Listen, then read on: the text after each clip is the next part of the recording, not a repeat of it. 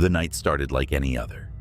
I was halfway through my late shift at the precinct, the usual hum of dispatch calls in my ear, when a call came in that made my stomach drop. The dispatcher's voice wavered, something I hadn't heard before. Unit 14, we've got a possible disturbance at 14th and Ash. Caller reports, someone watching them. They said it's a man in a police uniform. But what? My partner pressed into the radio. There was a hesitation on the other end, static, crackling. The caller said his eyes weren't right. I glanced at my partner, Mark, who shrugged, feigning indifference. Probably some drunk mistaken a Halloween costume for the real thing, he muttered, tapping his pen against his notepad. But I could see it too. The tension in his jaw, the way his eyes kept darting toward the radio, as if waiting for more. We took the call. The address led us to an old neighborhood at the edge of downtown. Rows of dark houses lined cracked streets under dim streetlights. Mark parked the cruiser, and we stepped out into the cold. A sense of unease slithered over my skin as I scanned the surroundings. It wasn't just the caller's description that unsettled me. It was the silence. No distant TV murmurs, no barking dogs. Not even the wind dared to breathe through this part of town. The house was nondescript, its porch light flickering weakly. The man who opened the door looked pale, like he hadn't slept in days. He kept glancing over his shoulder as he ushered us inside. "Officer, thank God. It's him again," the man stammered, his hands trembling. Mark raised a brow. "Him? Who are you talking about?" The man swallowed hard, his gaze darting to the window. "The cop. I thought I was seeing things last night. But tonight, he's out there again, standing at the corner." "Let's take a look," I offered, moving to the window. At first, I didn't see anything, just the empty street, bathed in the faint yellow glow of the streetlight. And then, there, at the far end of the block, a figure, motionless, half obscured in the shadows. He was tall, his posture unnaturally rigid. The reflective striping of a police uniform caught the light. But something wasn't right. The proportions of his body seemed wrong. His arms hung too long at his sides, his head cocked at an angle that made my stomach twist. And those eyes, pinpricks of light that seemed to pierce through the darkness. Mark had seen it too. "Hey!" he barked, throwing open the door and stepping outside. The figure didn't move. Mark's boots crunched on the pavement as he advanced down the street. "Mark, wait!" I hissed, following behind him. The man didn't wait. He turned, and what I saw, I'll never forget. Mark's flashlight cut through the dark, illuminating the figure at the end of the street. My breath hitched as the beam landed squarely on him. His face, or what should have been his face, was a pale, waxy mask. The eyes weren't human. They were black voids, flickering faintly like dying embers. His mouth twisted into a grotesque smile, far too wide, stretching unnaturally across his jaw. "Police!" Mark shouted, his voice cracking. "Stay where you are!" The figure didn't move. Not a twitch, not a flinch. It just stood there, its head cocked at that unnatural angle, the smile growing wider. And then, without warning, it jerked forward. Not walked, not ran. It jerked, as if every bone in its body moved out of sync, its head lolling violently with each motion. Mark froze, the flashlight shaking in his grip. "Stop! Hands where I can see them!" Mark bellowed. The thing didn't stop. I reached for my gun, heart hammering, but something told me it wouldn't matter. Mark raised his weapon, yelling commands, but the figure kept closing the distance. I swear I could hear bones cracking with each step. Then it spoke. Not words exactly, just a sound, a low, guttural growl that resonated deep in my chest. My hand tightened on the grip of my pistol, but my instincts screamed at me to run. and then it stopped. 10 feet from us. It tilted its head again, those hollow eyes boring into Mark. The smile faltered for the first time. It wasn't grinning. It was snarling. Without warning, it lunged. Mark screamed as it collided with him, the flashlight spinning wildly and casting shadows across the houses. I saw it up close, its face mere inches from Mark's, its hands gripping him with inhuman strength. Mark fired his weapon point blank, but the bullets didn't stop it. The thing didn't even flinch. I acted on instinct, rushing forward and slamming into it with everything I had. It was like hitting a wall. The impact knocked Mark free, and the two of us scrambled backward as the thing stood, its head swiveling toward me now. "Get in the car!" I shouted, grabbing Mark by the arm. We bolted for the cruiser, slamming the doors and throwing it into reverse. The figure stood in the street watching us. As I floored the gas, the last thing I saw in the rearview mirror was that twisted, smiling face fading into the shadows. Back at the station, Mark and I were a mess. We tried to explain what happened, but the words felt inadequate. We reviewed the body cam footage, every officer's first line of defense when the truth feels unbelievable. But the video didn't show what we saw. There was no figure. Just Mark and me shouting at thin air, firing at shadows.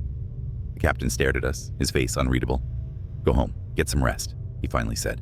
"We'll discuss this tomorrow." But I didn't go home. I couldn't. That night, I sat in my apartment, every light on, the service pistol trembling in my lap. My phone buzzed, and I nearly jumped out of my skin. It was a text from Mark. "It's outside." It followed me. I grabbed my keys and raced to his place. When I arrived, his front door was wide open. The air inside was freezing, and the silence was deafening. "Mark?" I called, stepping inside. The living room was empty, but the signs of a struggle were everywhere. Furniture overturned, broken glass scattered on the floor. My stomach churned as I noticed his service pistol lying near the couch, completely untouched. Then I saw it. A single word, scrawled in black, oily streaks across the wall. "Smile." They never found Mark. Officially, he was listed as a missing person. Unofficially, I knew better. Whatever that thing was, it took him. And I knew it wasn't finished. Every night since, I've felt it watching me. Sometimes I catch glimpses, a shadow too tall to be human, a faint reflection in a window, and always that smile. The police department never investigated further. They couldn't. But if you ever find yourself on a quiet street, and you see a man in a uniform whose smile is just a little too wide, run. Don't stop. Don't look back, because I promise you, he's not here to help. The police board knew the rules. If you ever saw it, you don't talk about it. It was 3:37 a.m., and I was halfway through another mind-numbing graveyard shift at the police precinct. The surveillance monitors flickered softly in the dimly lit room, the air humming with the sound of the old server rack's fans. My job was simple. Review flagged CCTV footage for anything unexplainable, and file it away in a highly classified system. Tartarus, they called it. A fancy word for a digital hell where videos too disturbing, too bizarre for public eyes were buried. I never believed in the supernatural. That changed the night I saw the thing on Ridgewood Avenue. It started like any other review, a flagged clip from a quiet suburban street. The timestamp read 1:15 a.m. The camera angled towards a neat row of houses under a pale streetlight. Nothing seemed out of place until the figure appeared. It stepped into frame from the shadows, tall and unnaturally thin, its joints moving in ways no humans should. Its head twitched and jerked, a black void where its face should have been. I leaned closer to the monitor, my pulse quickening. The figure moved down the street, pausing under the streetlight. It tilted its head back as if sniffing the air, then twisted its torso in an impossible 180-degree turn to face the camera. My breath hitched. It knew it was being watched. Then it started walking, gliding, straight towards the camera. By now, every nerve in my body screamed to turn the footage off, but I couldn't. My hand hovered over the keyboard, frozen. The screen flickered, and suddenly, the figure wasn't in the street anymore. It was inside a house, a family's living room to be exact. I could see the dim glow of a TV casting shadows across a sleeping couple on the couch. The figure stood silently behind them, its head jerking erratically, as if deciding what to do. Then, its arm stretched, far longer than any human arm could, reaching for the man's neck. The footage cut to static.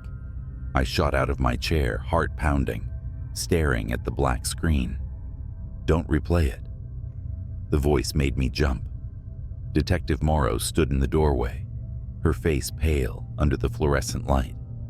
She was one of the few who'd been in the department longer than me, a veteran of the weird and the unexplained. "Did you see it?" I stammered. "I've seen enough," she said, stepping into the room and closing the door behind her. "And you've seen too much."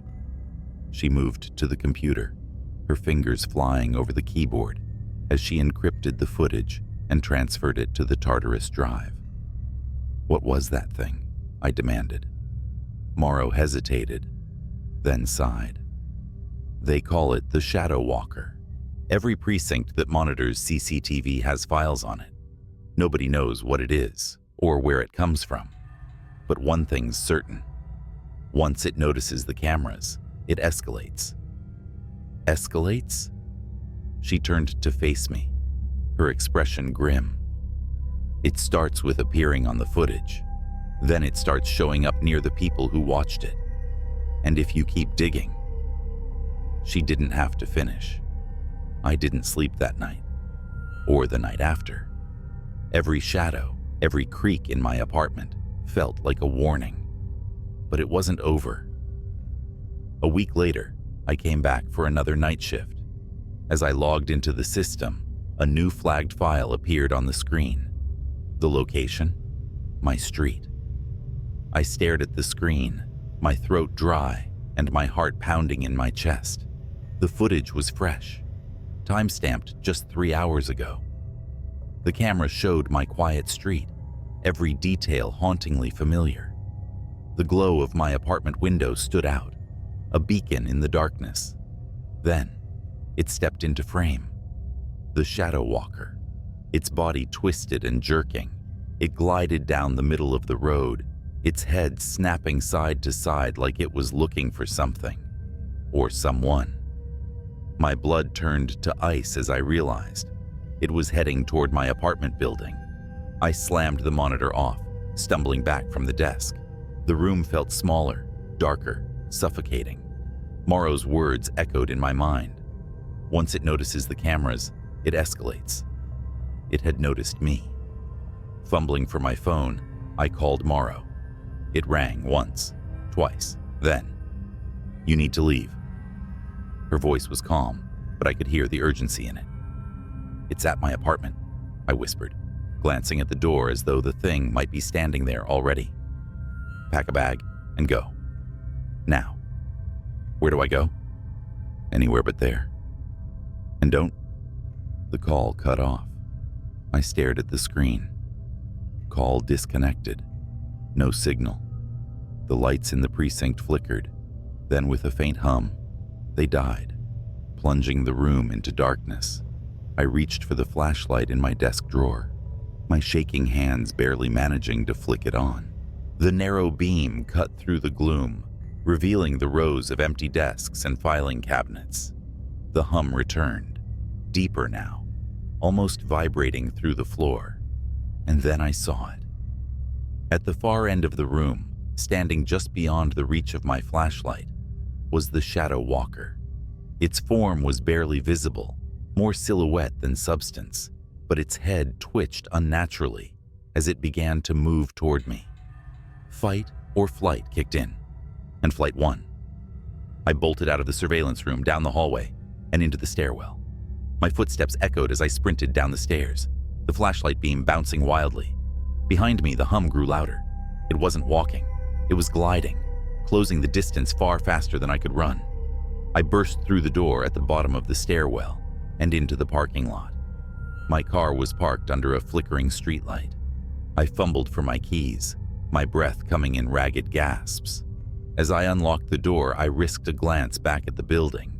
It was there, at the entrance, its head cocked to the side as if it were observing me. The hum rose to a deafening pitch, and the streetlight above my car exploded, plunging everything into darkness. I didn't think.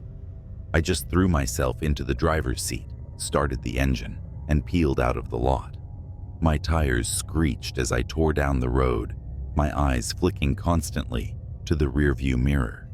But the street behind me was empty. For hours I drove aimlessly, my thoughts a chaotic blur. Where could I go? Would it even matter? Finally, I pulled into a 24-hour diner on the edge of the town. The fluorescent lights felt like a lifeline as I parked and stumbled inside. The place was nearly empty, just a waitress behind the counter and a trucker nursing a cup of coffee in the corner. I slumped into a booth, my head in my hands. "Coffee?" the waitress asked, startling me. I nodded, too shaken to speak. She returned a moment later, placing the steaming cup in front of me. But as she turned to leave, she paused, her eyes narrowing. "You okay, hun? You look like you've seen a ghost." I forced a weak smile. Something like that. She lingered for a moment, then walked back behind the counter. I tried to steady my breathing, focusing on the warmth of the coffee cup in my hands. Maybe I'd outrun it. Maybe I was safe. Then, the diner's front door opened. A chill swept through the room, and the hum returned. Slowly, I looked up. The shadow walker stood in the doorway, its head twitching, its void-like face fixed on me. I froze as it glided toward me, the hum growing louder with each step. The other patrons didn't react. They didn't see it. It stopped a foot from my table, its form towering over me. And then, it spoke. Its voice wasn't a voice. It was a vibration, a low-frequency sound that rattled in my skull. "You watched," it said, its words resonating like a distant echo. "You see? You're mine now." I don't remember what happened next. I woke up hours later in my car, parked at the edge of a forest miles from the diner. My phone was dead, my flashlight missing, but I wasn't alone. In the back seat, carved into the leather, was a single word: Tartarus. It started with the call, a deep, crackling static on the other end, layered with a voice so hollow it sounded like it was being squeezed out of a broken machine. "Officer, we need you here. Now." The location? A boarded-up police precinct in a forgotten part of town. It had been abandoned for years, so long that most rookies didn't even know it existed. But I did. The 7th Street Police Board was infamous, though no one wanted to talk about why, and for good reason. I hesitated, gripping my badge like it was supposed to mean something against whatever this was. Dispatch claimed they hadn't made the call, but when I gave them the address, the line went dead. Still, curiosity is a damn hard thing to fight. The place was drenched in shadows, the kind that seemed alive. I parked my car a block away and walked the rest. The old station looked like it had been swallowed by decay. Ivy strangled the walls, windows shattered like jagged teeth, and the air hung heavy with mildew and something sharper. The door was already cracked open. I stepped inside, flashlight cutting through the damp gloom. The first thing I noticed? The stench, wrought and iron, the kind that sticks to your clothes and crawls into your lungs. The second thing, the quiet. I called out, "Hello?" "This is Officer." My voice caught. It felt wrong to say my name here, like giving it would invite something to use it. And then I heard it. Faint, like a whisper dragged along razor wire. "Help us." I whipped around, flashlight darting across the peeling walls. Empty desks loomed in the beam, papers scattered and yellowed with age. A faint trail of red streaked the linoleum, disappearing down a dark hallway. I knew better than to follow it. Every instinct screamed to turn back, to leave this cursed place. But that's the thing about instincts. You always think you can outsmart them. The hallway stretched longer than it should have. The further I walked, the less it felt like a building and more like something organic. The walls seemed to breathe, the damp air growing warmer and heavier. "Help us." The voice was closer now, echoing through the narrow passage. I pressed on, boots scuffing against the grime-coated floor. At the end of the hallway, a door stood ajar, light spilling out like a sickly yellow wound. And that's when I saw it. A figure slumped in the corner of the room, dressed in an old police uniform, badge tarnished and smeared with something dark. Their head hung low, and their breathing was shallow, wet, like air forcing its way through a clogged drain. "Are you all right?" I asked, stepping closer. The figure lifted their head, and that's when the real horror began. Their face, if you could call it that, was a nightmare. It looked stretched, like someone had grabbed their skin and pulled it taut over a broken skull. Hollow sockets, where eyes should have been, stared at me, unblinking, yet I could feel them watching. The jaw was dislocated, hanging open in a silent scream that sent ice straight through my chest.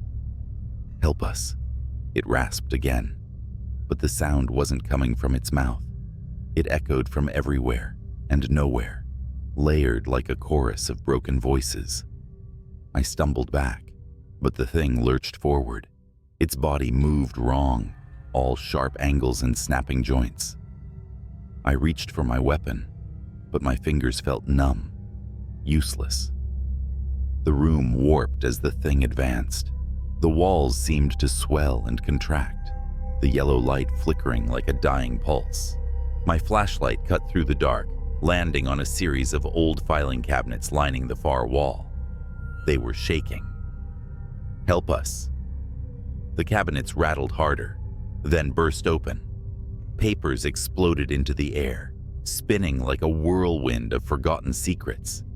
And then came the screams, hundreds of them, filling the room with a sound so visceral it felt like it was clawing its way inside my skull. The figure was gone, just vanished, as if it had melted into the shadows. But the screams didn't stop. They grew louder, drowning out my thoughts, my breath, everything. I ran, out of the room, back down the impossibly long hallway. The walls seemed closer now, narrowing like a throat ready to swallow me whole. Then I saw it.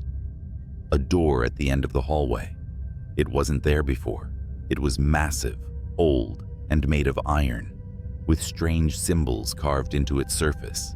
Symbols that seemed to twist and shift when I looked at them.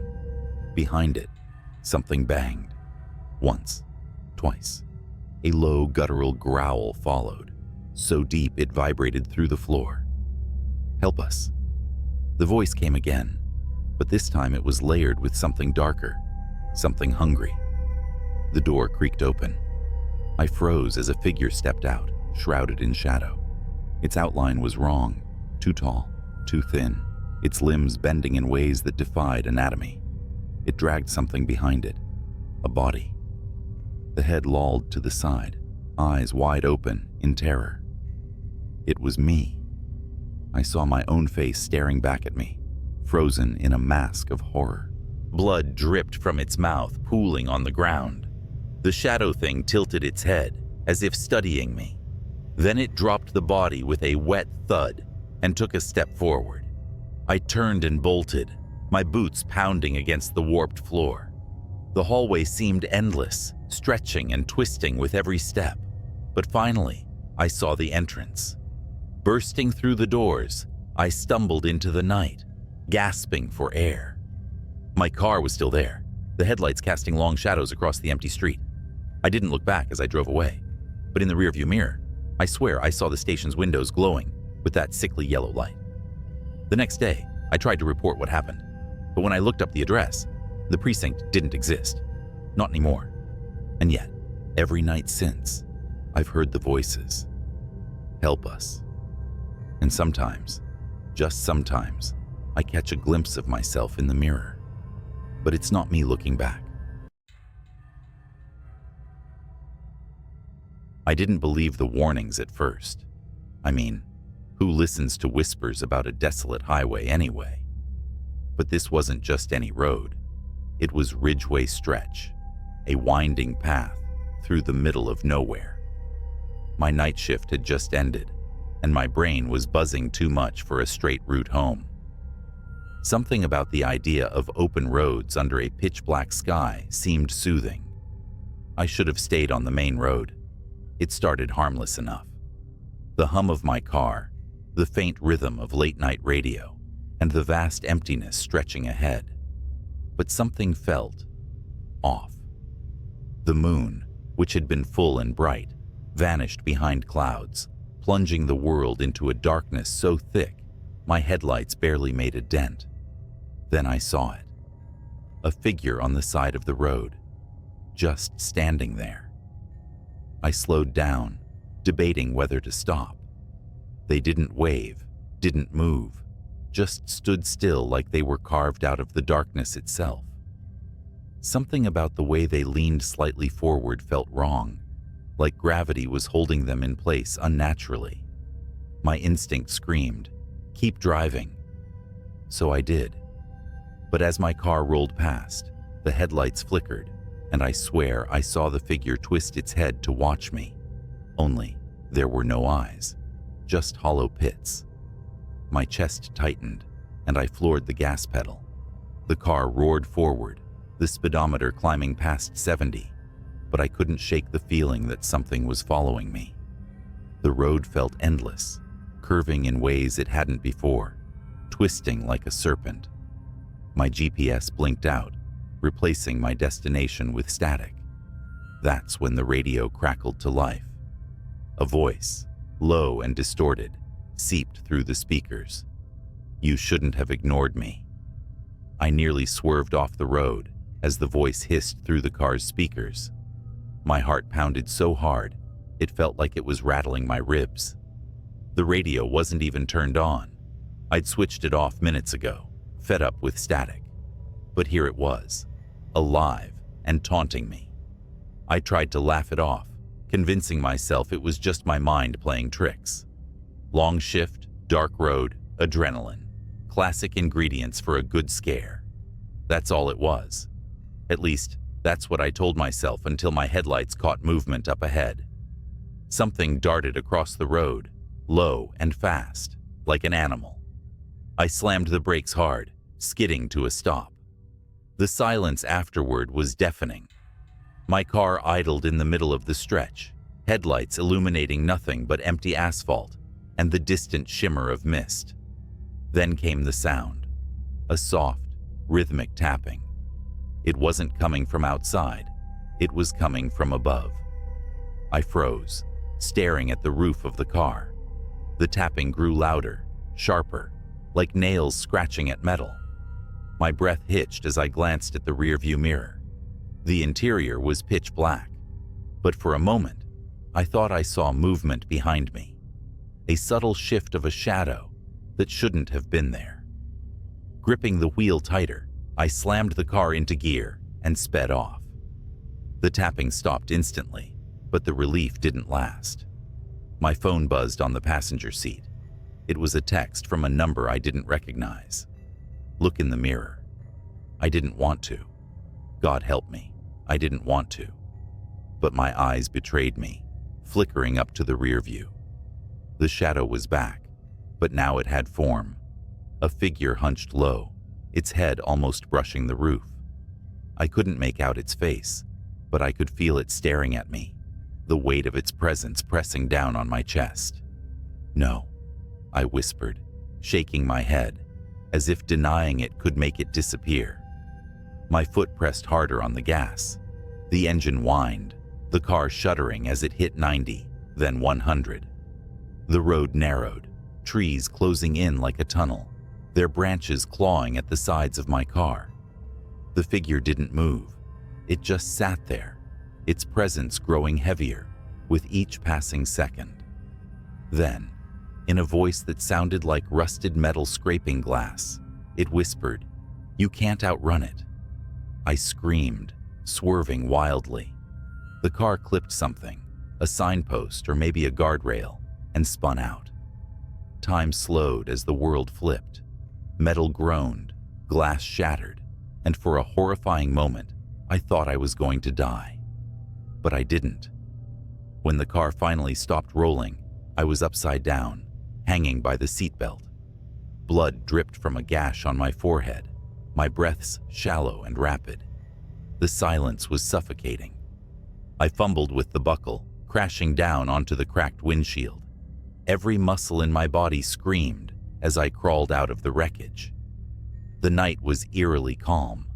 My car lay in a mangled heap, steam hissing from the engine. The road was gone. I wasn't on Ridgway Stretch anymore. I wasn't anywhere. Around me was an endless expanse of fog, shifting like it was alive. Then I heard it, the crunch of footsteps on gravel. Slow, deliberate, growing closer. I turned, my legs trembling, and saw the figure emerge from the mist. It was tall and impossibly thin, its limbs too long, its head cocked at an unnatural angle. "What do you want?" I screamed, backing away. It didn't answer. Instead, it reached out with a hand that wasn't a hand. It was more like a claw, made of shadows. And then, it spoke. "You left the road. Now you belong to me." I woke up in my bed, gasping for air, drenched in sweat. The clock read 7:06 a.m. The morning sun filtered through the blinds, warm and familiar. It was just a nightmare, a terrible, vivid nightmare. But as I sat up, my body aching, I realized something was wrong. The clothes I was wearing were the same ones from the night before, torn and stained with blood. My car keys were still in my pocket, sticky with grime, and etched into the palm of my hand, as if burned there, were 3 words: "Don't come back." I haven't driven at night since, and if you're ever tempted to take Ridgway Stretch for a shortcut, let me save you the trouble. Whatever's out there, it doesn't like visitors. The highway was empty, except for my old sedan cutting through the cold, humid night. The yellow lines on the asphalt blurred as I sped up, my fingers tightening on the steering wheel. Every so often, my headlights would catch the silhouette of a road sign or an old skeletal tree, their shadows stretching and shrinking across the cracked pavement. I shouldn't have taken that detour. It started as a routine trip home. Work had bled into the late hours, and I'd left the office with nothing on my mind but getting back to bed. The regular route was closed, some roadwork or an accident. I didn't pay attention.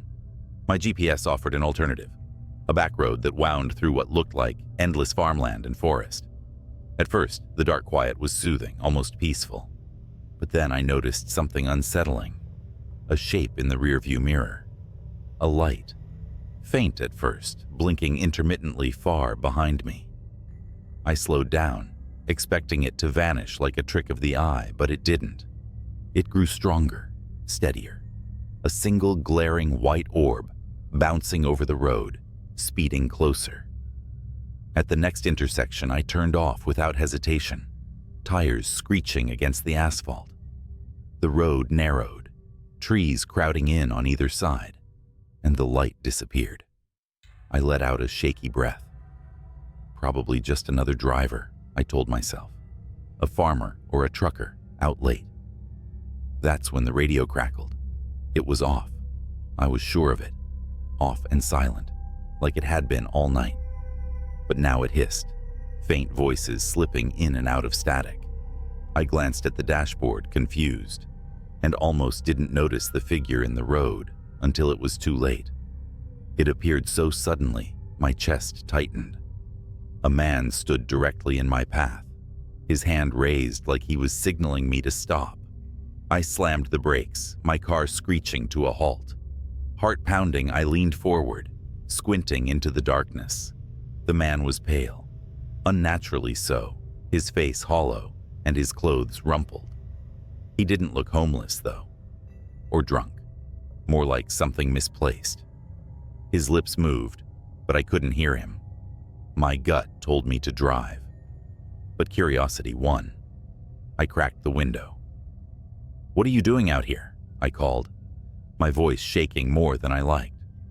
The man's lips stopped moving, his head tilted, neck bending in an unnatural angle. Then, in a voice as clear as if he were sitting beside me, he whispered, "You shouldn't have stopped." Every instinct screamed to press the gas and go, but my body froze. It wasn't just fear. It was something heavier, like the air had thickened, rooting me to the spot.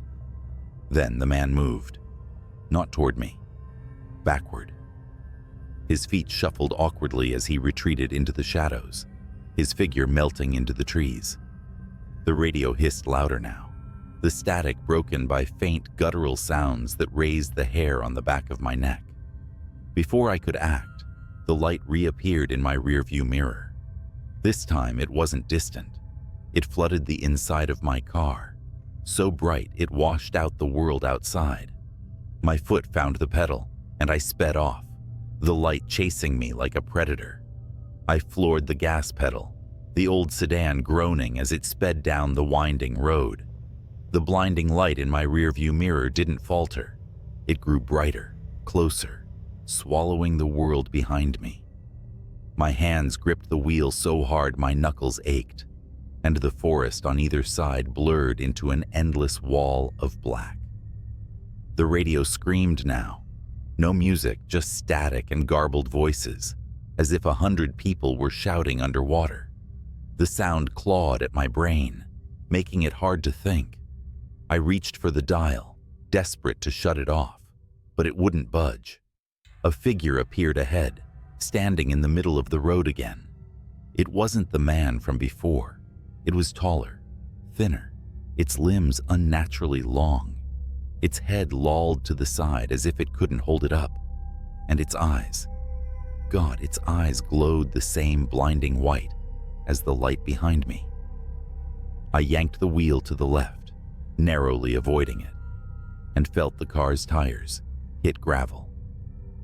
My heart stopped as the vehicle skidded, the steering wheel jerking out of my hands.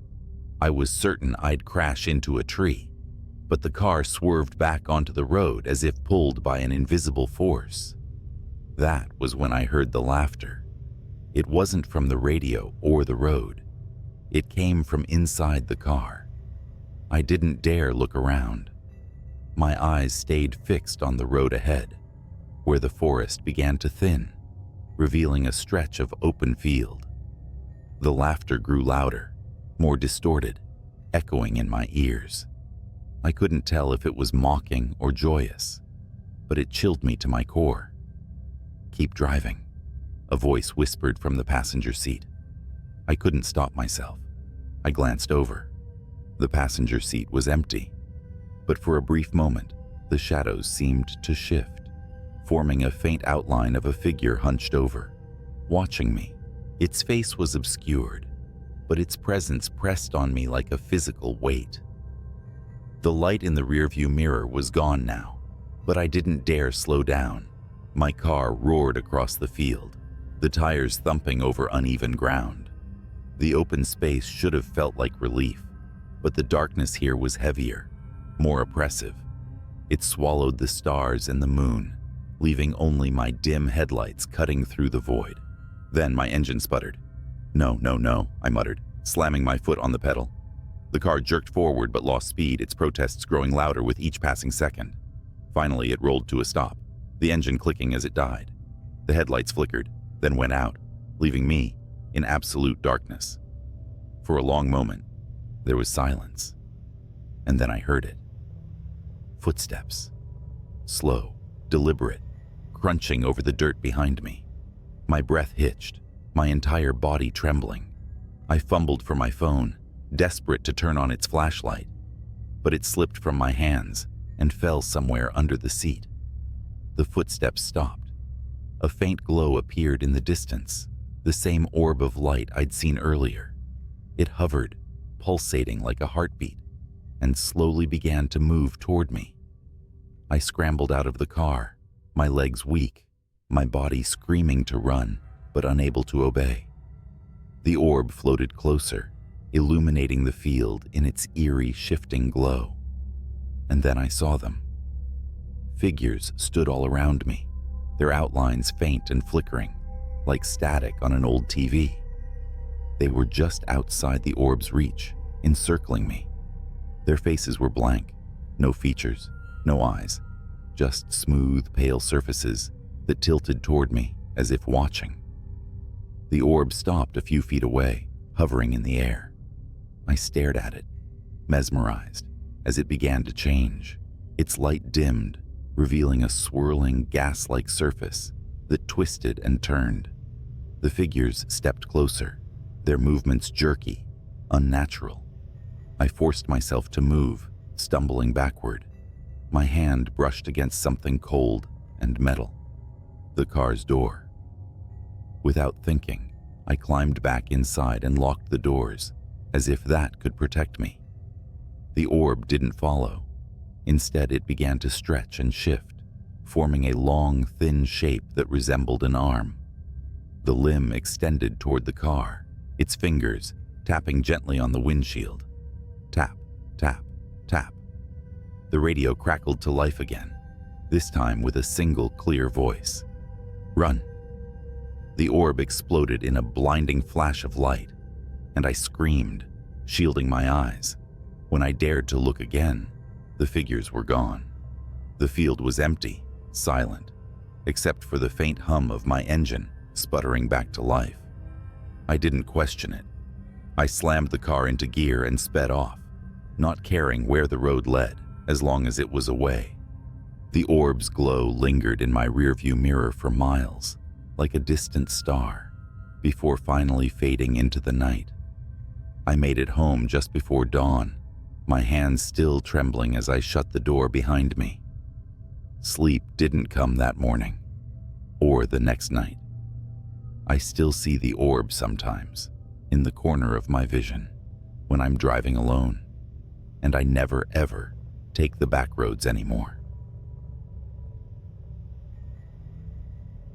It's a quiet November night, and you're driving along a winding country road, the kind that feels endless, flanked by skeletal trees, clawing at the dark sky. The kind of night where even the stars seem to shy away, leaving you under a dome of oppressive blackness. Your high beams carve a narrow path ahead, illuminating only the cold asphalt and the occasional reflector post. You weren't supposed to take this road, but the GPS rerouted you due to an accident on the interstate, and now you're here, on this godforsaken road, miles from anywhere. And then you see it, a figure. It's standing at the edge of the road, barely illuminated by your headlights. Instinctively, your foot eases off the accelerator. They're not waving you down, not signaling for help. They're just standing there, facing the road, facing you. Your brain tries to rationalize it. Maybe it's a stranded motorist, a jogger. But why here? Why now? The figure doesn't move. It's when you draw closer that the dread sets in. They're dressed in a coat far too light for the weather, their head hanging at an angle that makes your neck hurt just looking at it. You squint, heart hammering. Their face is obscured, shadowed, or maybe featureless. Your gut screams at you to keep driving. Just keep going. Don't stop. But something, some damnable magnetic pull, makes you slow down. You stop the car about 20 feet away. The figure doesn't react. It's as if they don't notice your car or don't care. You flick on your brights, flooding the road with light, and they're gone. No, not gone. Moved. You see them now, but they're off the road, deeper into the trees, standing just at the edge of the beam's reach, still as a statue, watching. You don't know why, but you roll down the window just a crack. Maybe it's curiosity.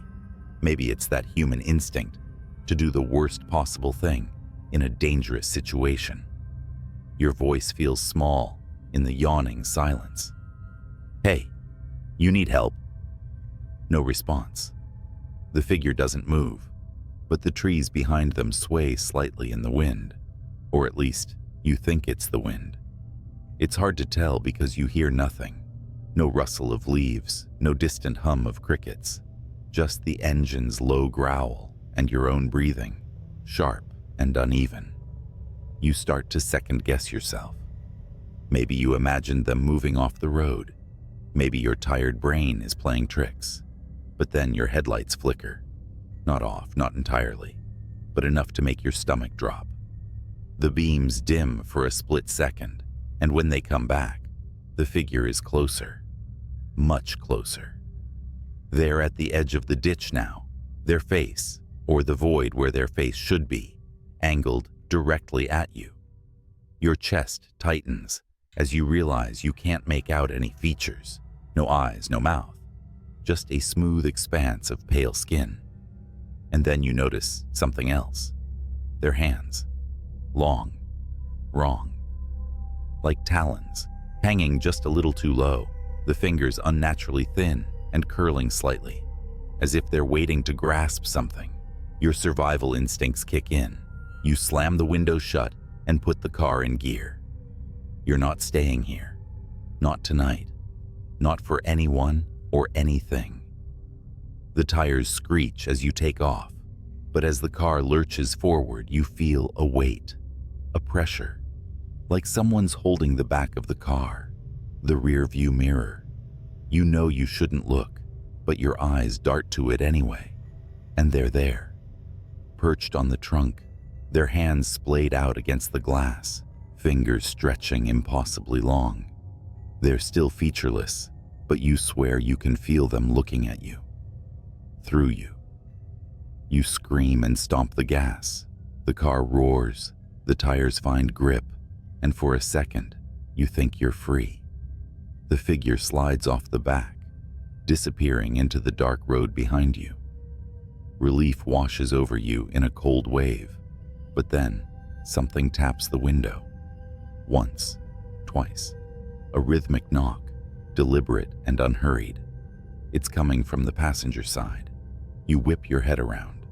The figure is sitting in the seat beside you, impossibly calm, hands resting on their knees like they've been there the whole time. The inside of the car reeks now, like wet earth and decay. You don't even think. You wrench the wheel to the side. The car fishtails, and you barely manage to keep it from rolling as it screeches to a halt in the middle of the road. You throw open the door and bolt into the woods, leaving the car behind. Branches slash at your arms and face as you run. You don't know where you're going, but anywhere is better than here. The figure doesn't chase you, at least not in the way you expect. You can't see them, but you feel them. Their presence is heavy, like the air is pressing down on you. Every shadow seems alive, every sound amplified.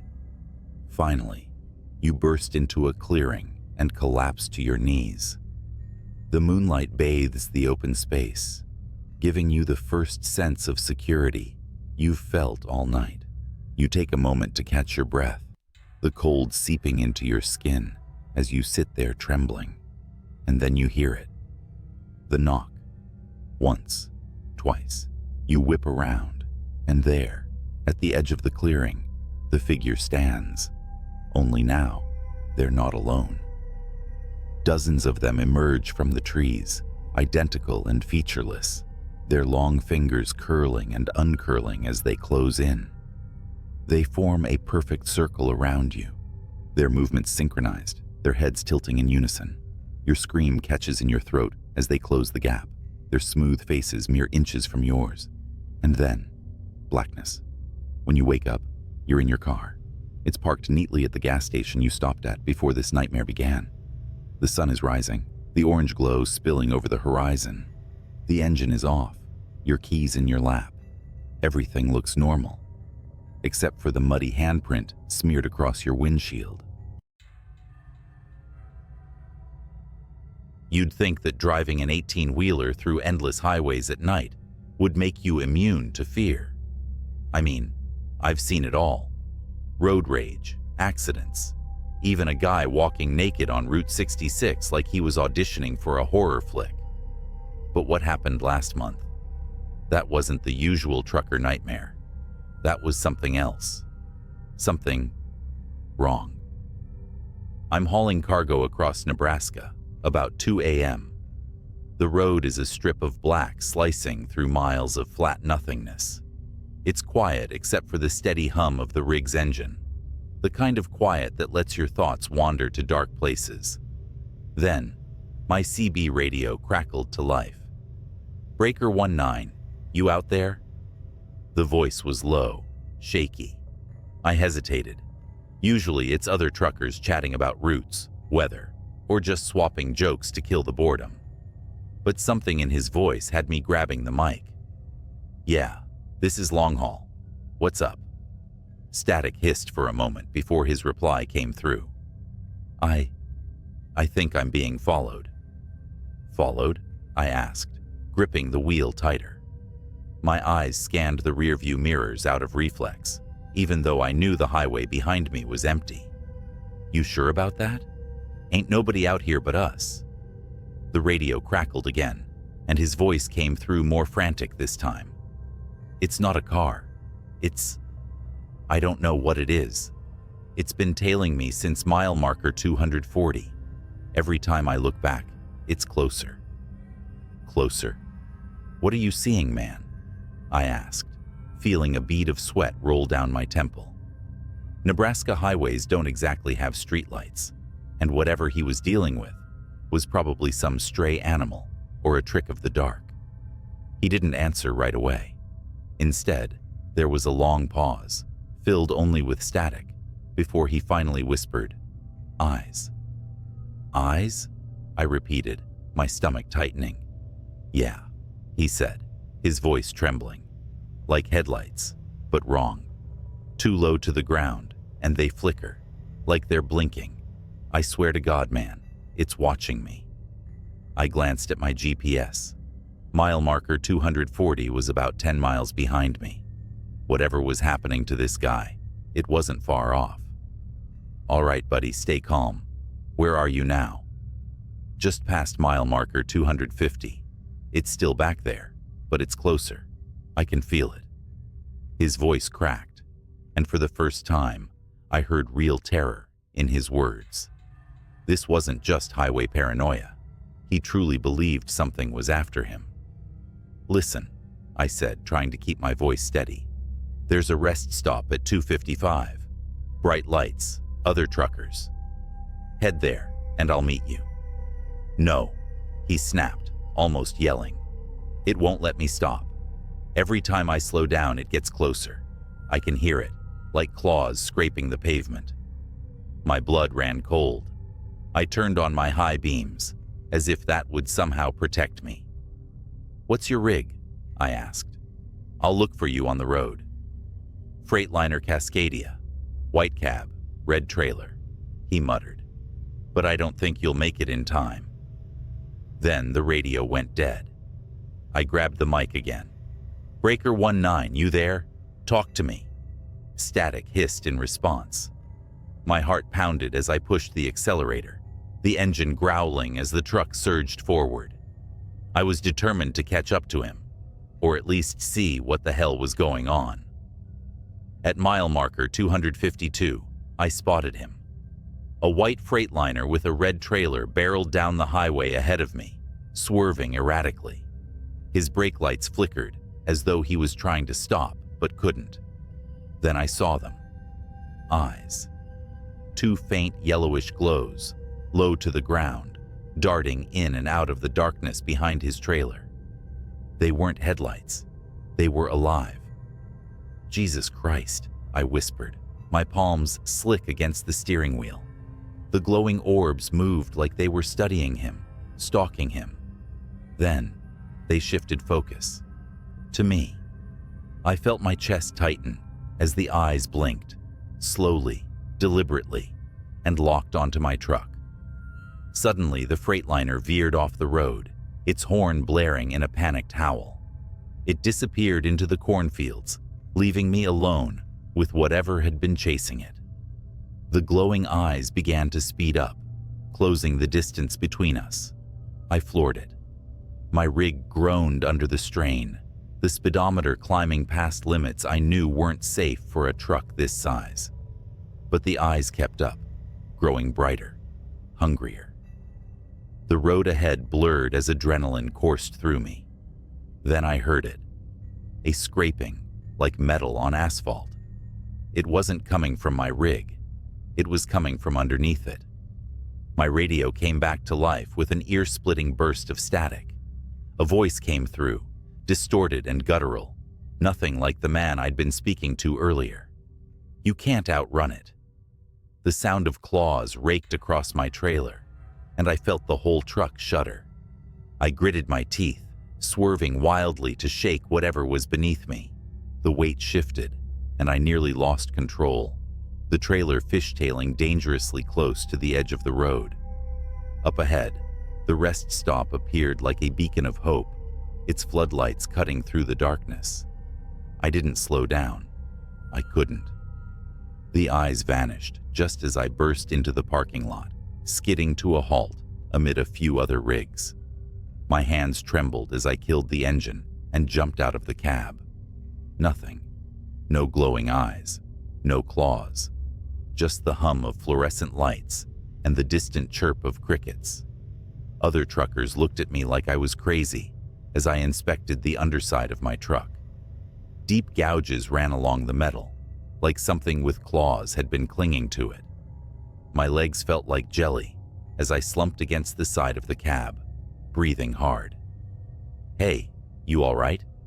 one of the truckers asked, stepping closer. I opened my mouth to speak, but froze when I saw it. Out in the distance, just beyond the edge of the floodlights, two faint yellow eyes blinked. Then they disappeared into the darkness. I quit long hauls the next day. Let me tell you something. Long-haul trucking is not for the faint of heart, not just because of the endless miles or the isolation, but because of the things you see at night. I've been on the road for over 15 years, driving through every back road, highway, and nowhere town you can imagine. Nothing shakes me easily, but one night, one stretch of black asphalt made me question everything. It was a clear autumn night when I picked up a late delivery from a warehouse in Kentucky, heading west to Missouri. The load wasn't anything out of the ordinary, crates of furniture, some tools, but the route took me through a patch of the Appalachians that's more shadows than road after dark. Truckers call it the Devil's Backbone. Why? Because people and vehicles disappear there. But nobody ever really talks about it. We just drive. As I crossed into the mountains, the CB radio crackled. A gruff voice, another trucker said, "Breaker 19, anyone rolling through Backbone tonight might want to steer clear." Silence. I should have turned around then, but I didn't. Superstitions, I muttered to myself. Besides, I had a deadline to meet. An hour later, the road narrowed. The moonlight barely penetrated the thick trees overhead. My headlights fought against the ink-like darkness. The forest leaned too close, like it was watching. Then it happened. Out of nowhere, a shape darted into the road. I slammed on the brakes, my trailer screeching and groaning behind me. The truck stopped inches from what looked like a deer. No, not a deer. It was too tall, too thin. The thing turned its head toward me, and I swear its face wasn't right. Black eyes, like a doll's eyes, and its mouth, jagged like it had too many teeth. It tilted its head almost curiously before lurching away into the woods. My hands gripped the wheel, knuckles white. My instincts screamed to keep driving, but my engine stalled. That's when I saw the scratches. 3 deep parallel gashes raked across my hood. Fresh, the kind no animal leaves behind. The CB buzzed again, but it wasn't static this time. A low growl came through, like an animal, or a man imitating one. "Still rolling, driver?" A voice rasped, half laughing, half snarling. I was about to radio back, demand who it was, but the air in the cab grew cold. Breath fogged in front of me, though my heater was blasting full, and the forest, so loud with crickets and wind minutes before, had gone dead silent. Then came the footsteps. Heavy, slow, something big, something deliberate. I refused to look out the window, but in my mirror, I saw the outline of something. Something tall, too tall. It stood just beyond the reach of my brake lights, watching. A gut instinct I'd never felt before screamed at me to stay in the cab. The truck finally roared back to life. I floored it, the trailer swaying as I tore through the twists and turns. The further I got, the more the feeling of being hunted lessened. But it wasn't over. 30 miles later, I pulled into a rest stop, one of those desolate lots with a vending machine and a flickering light. Another rig was parked there, engine off, but no driver in sight. I stepped out, my boots crunching gravel, and checked my hood. Those gashes, they weren't just scratches anymore. They were smoking, smoldering like they'd been branded into the metal. And then, from the woods beside the lot, came a laugh. Not a man's laugh, not a child's laugh.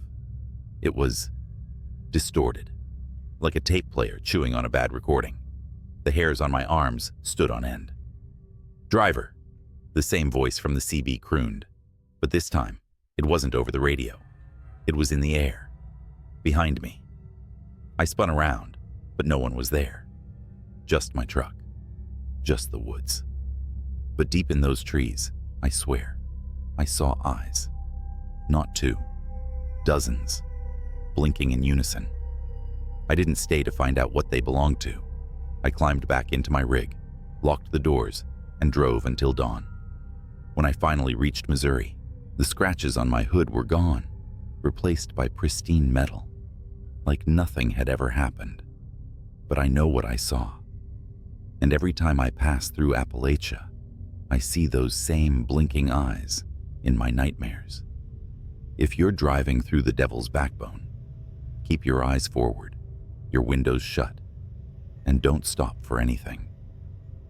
A week passed, but the shadows of that night followed me. Truck stops felt quieter than usual, the roads darker, and the CB radio, even when silent, felt ominous.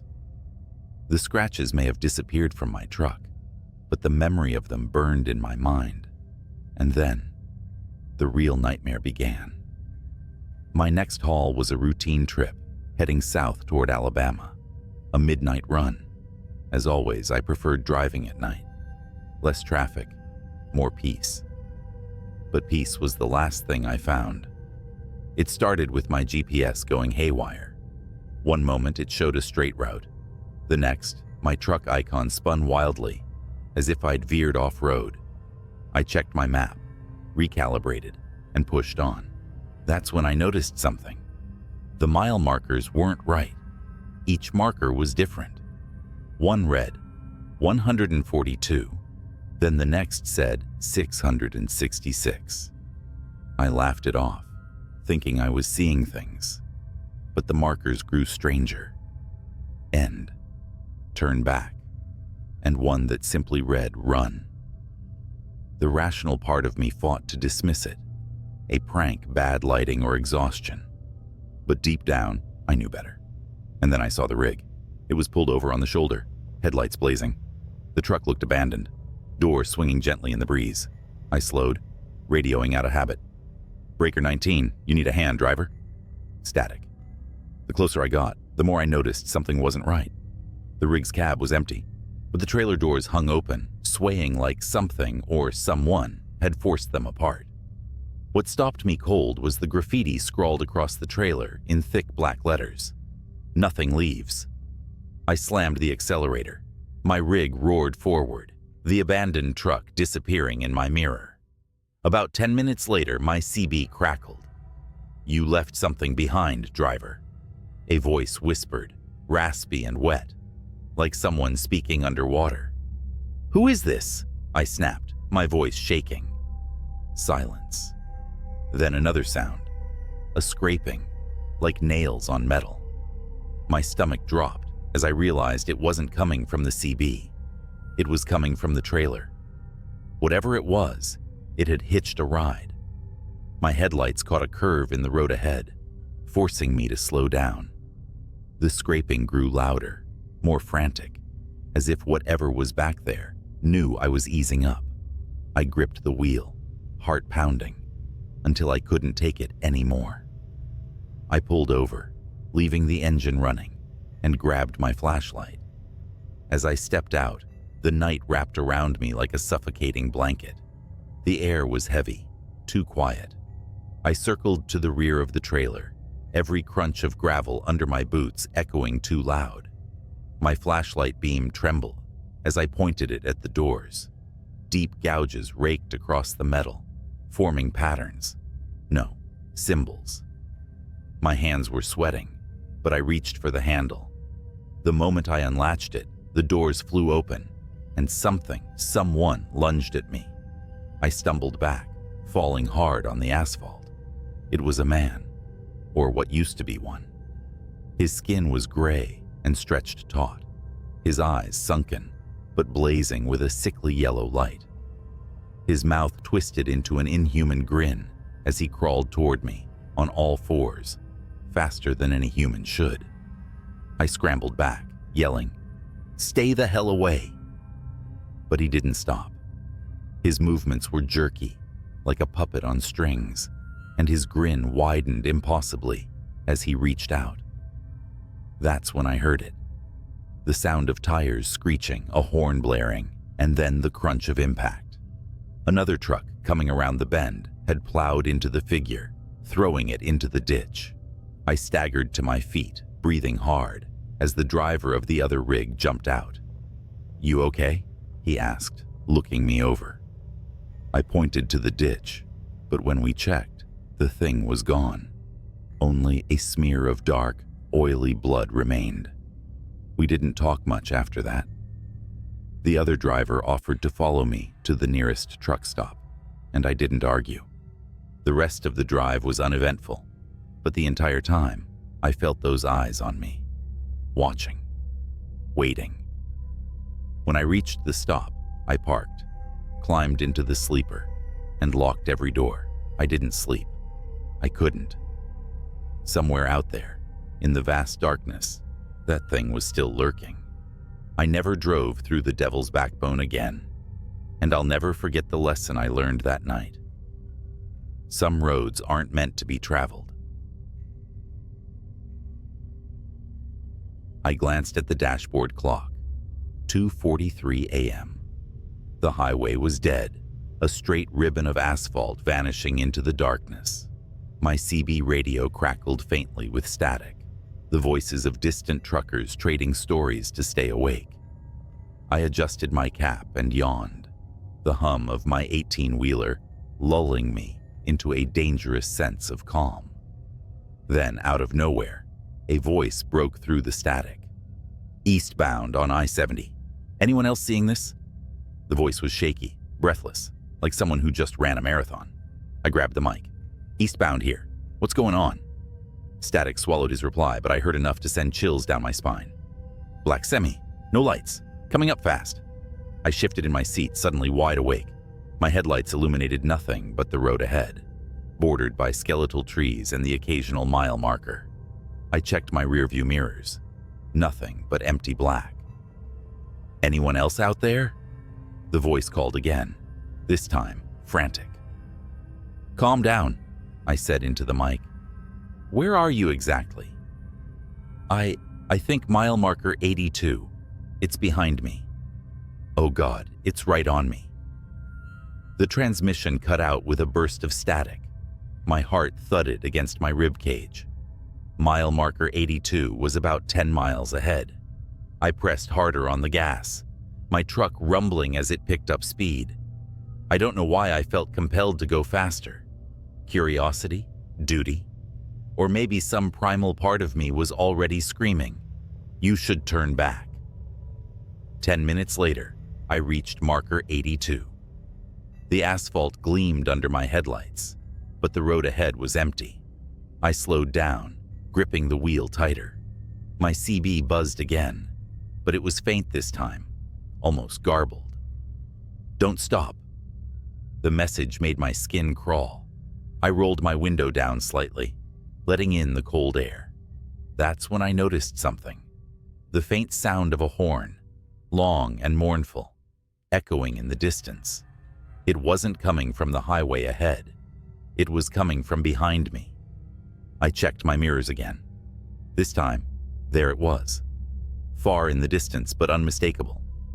A massive black semi, its outline barely visible against the night. No headlights, no running lights, just a hulking shadow on wheels. My pulse spiked as I grabbed the CB mic. "Whoever's out there, is this some kind of joke?" I asked. But my voice betrayed the fear clawing at my throat. The response came in a whisper so faint I had to strain to hear it. "It's not a truck. Don't stop. Don't let it catch you." The shadow in my mirrors grew larger. It was closing in, fast. I pushed the gas pedal to the floor, the roar of my engine filling the cab. My trailer swayed as my speed climbed past 80, then 85. But no matter how fast I went, the black semi kept gaining. Its horn blasted low and guttural, vibrating through my chest. It wasn't the horn of any truck I'd ever heard. It sounded almost alive. The CB crackled again, and the faint whisper returned. "Don't look at it. Whatever you do, don't look at it." I didn't want to, but when the thing roared up beside me, I couldn't stop myself. I turned my head. The cab of the black semi was empty. No driver, just a void where a driver should have been. The windows weren't tinted. They were black holes, devouring the light of my headlights. The truck's grille was bent into a wicked snarl, like some kind of metal maw. I yanked my eyes back to the road and slammed the accelerator harder. My truck groaned under the strain. The black semi swerved, its shadowy mass brushing against my trailer. Sparks flew, lighting the darkness like fireworks. "Get off the highway," the CB hissed. There was an exit up ahead, barely lit by a single flickering lamp. Without thinking, I veered toward it, tires screeching as I took the turn too fast. My truck wobbled but held steady as I barreled down the narrow exit ramp and onto a deserted country road. For a moment, I thought I'd lost it. The road stretched out empty before me, flanked by fields of tall grass swaying in the wind. My shoulders sagged with relief. But then the horn sounded again, closer this time, and my blood ran cold. In my side mirror, I saw it. The black semi was following me off the highway. "Leave me alone," I shouted into the CB, but the static gave no reply. The road grew narrower, twisting and turning through the darkness. The black semi's headlights, no, the absence of headlights, loomed behind me, swallowing the faint glow of the moon. Up ahead I saw it, a bridge, old, rickety, and far too narrow for two trucks. I didn't slow down. If the thing wanted to take me out, it would have to follow me across. The bridge groaned as my truck rolled onto it, Wooden planks creaked and snapped under my weight. I made it halfway across before I heard a deafening crash behind me. I glanced in the mirror and saw the black semi barreling onto the bridge. Its sheer size was too much for the old structure. The wood splintered and the bridge began to collapse. I floored it, the edge of the bridge just a few yards away. The black semi's horn blared one last time, a guttural scream that sent chills down my spine. Then the bridge gave out entirely. I felt my rear tires hit solid ground, just as the rest of the bridge crumbled into the river below. I slammed on the brakes and skidded to a stop, my chest heaving. Behind me, the black semi disappeared into the churning water, its horn fading into silence. For a long time, I just sat there, staring at the empty road ahead. The CB crackled once more, a final whisper cutting through the static. "You made it, but it'll be back." I never took that route again. Hell, I've never driven at night since. Whatever that thing was, it wasn't a truck. And if it ever comes for you, don't stop. Don't look at it, just run. Any other. A dispatch about a disturbance on Lincoln Avenue. A rundown stretch of road I've driven 1,000 times. Routine, I thought. But nothing about that night would be routine. I'm an officer, and my job is to answer calls, no matter how bizarre they might sound. The caller reported screams, frantic footsteps, and what they described as shadows chasing shadows. Dispatch didn't think it sounded credible, but they sent me anyway. Pulling onto Lincoln Avenue at 3 a.m., I slowed to a crawl. The street was empty, the kind of silence that presses on your ears until you swear you're hearing whispers. My patrol car's headlights cut through the night, bouncing off the cracked windows of old shops and boarded-up buildings. Then I saw her, a woman sprinting down the middle of the street. She was barefoot, wearing a torn dress, her face twisted in sheer terror. I rolled down my window to call out to her, but before I could, she stopped dead in her tracks, her neck snapping around like she'd heard something I couldn't. She screamed, and that's when I saw it. Something moving behind her. But there was nothing there. Not at first. I jumped out of the car, flashlight in hand, and yelled for her to stop. She ran toward me, sobbing, begging for help. Her words were a jumbled mess, but I caught bits and pieces. "It's coming. Invisible. It touched me." Suddenly, she was lifted off the ground. No hands, no wires, nothing. Just her body, rising like a marionette. Her feet dangled in the air as her screams turned to choking gasps. My instinct was to run to her, but my feet wouldn't move. It was like the air around me had turned solid. I could only watch as her body twisted unnaturally, her arms and legs contorting in directions they shouldn't go. Then, her head snapped. She fell to the pavement in a heap, lifeless. The silence returned, thick and heavy. My radio crackled with static, but no voices came through. I approached her cautiously, flashlight shaking in my grip. Her wide, glassy eyes stared up at me, mouth frozen, mid-scream. There were bruises around her neck, bruises that didn't look like they came from human hands. I called for backup, but deep down, I knew no one would believe what I just saw. As I waited, something caught my eye, a shimmer in the air, like heat waves rising off asphalt. It hovered where the woman had been lifted. My heart pounded as I reached for my gun. The shimmer moved toward me, slow and deliberate. I fired. The bullet hit something. The shimmer flared, twisting like a living thing in pain, then vanished. But the air didn't feel any lighter. Whatever was out there, I knew it wasn't gone. When backup arrived, I didn't tell them everything, just that I found her like that. The official report chalked it up to a hit and run, the case marked unsolved. But I couldn't let it go. That was the night I learned about the Tartarus Archive. But that's a story for another time. For now, just remember, not everything you see on Lincoln Avenue is real, and some things you don't see are more real than you'd like to believe. Weeks passed, but the image of that woman's body didn't leave me. Every night, I drove down Lincoln Avenue on my patrol, scanning for something, anything, to make sense of what happened. But the street stayed empty, a scar on the city's map. I became obsessed. I started digging through old police files, hoping for patterns. Reports of disappearances on Lincoln Avenue dated back decades. Most were written off as runaways, accidents, or unexplainable events buried under paperwork. But some officers, those who worked late shifts on the avenue, had left chilling notes in the margins of reports. Felt watched, couldn't see anything, but it was there.